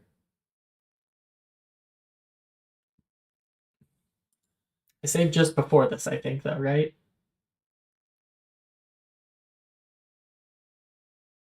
Probably. Hopefully.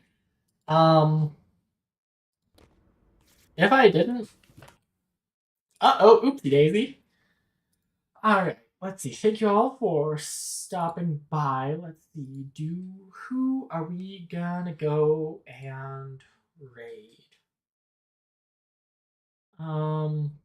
Oh no, Spoonie isn't live today.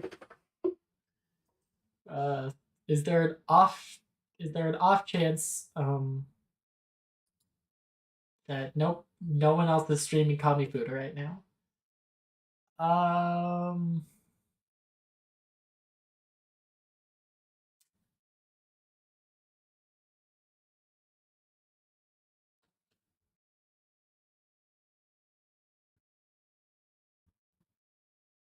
I don't know. I'll just end.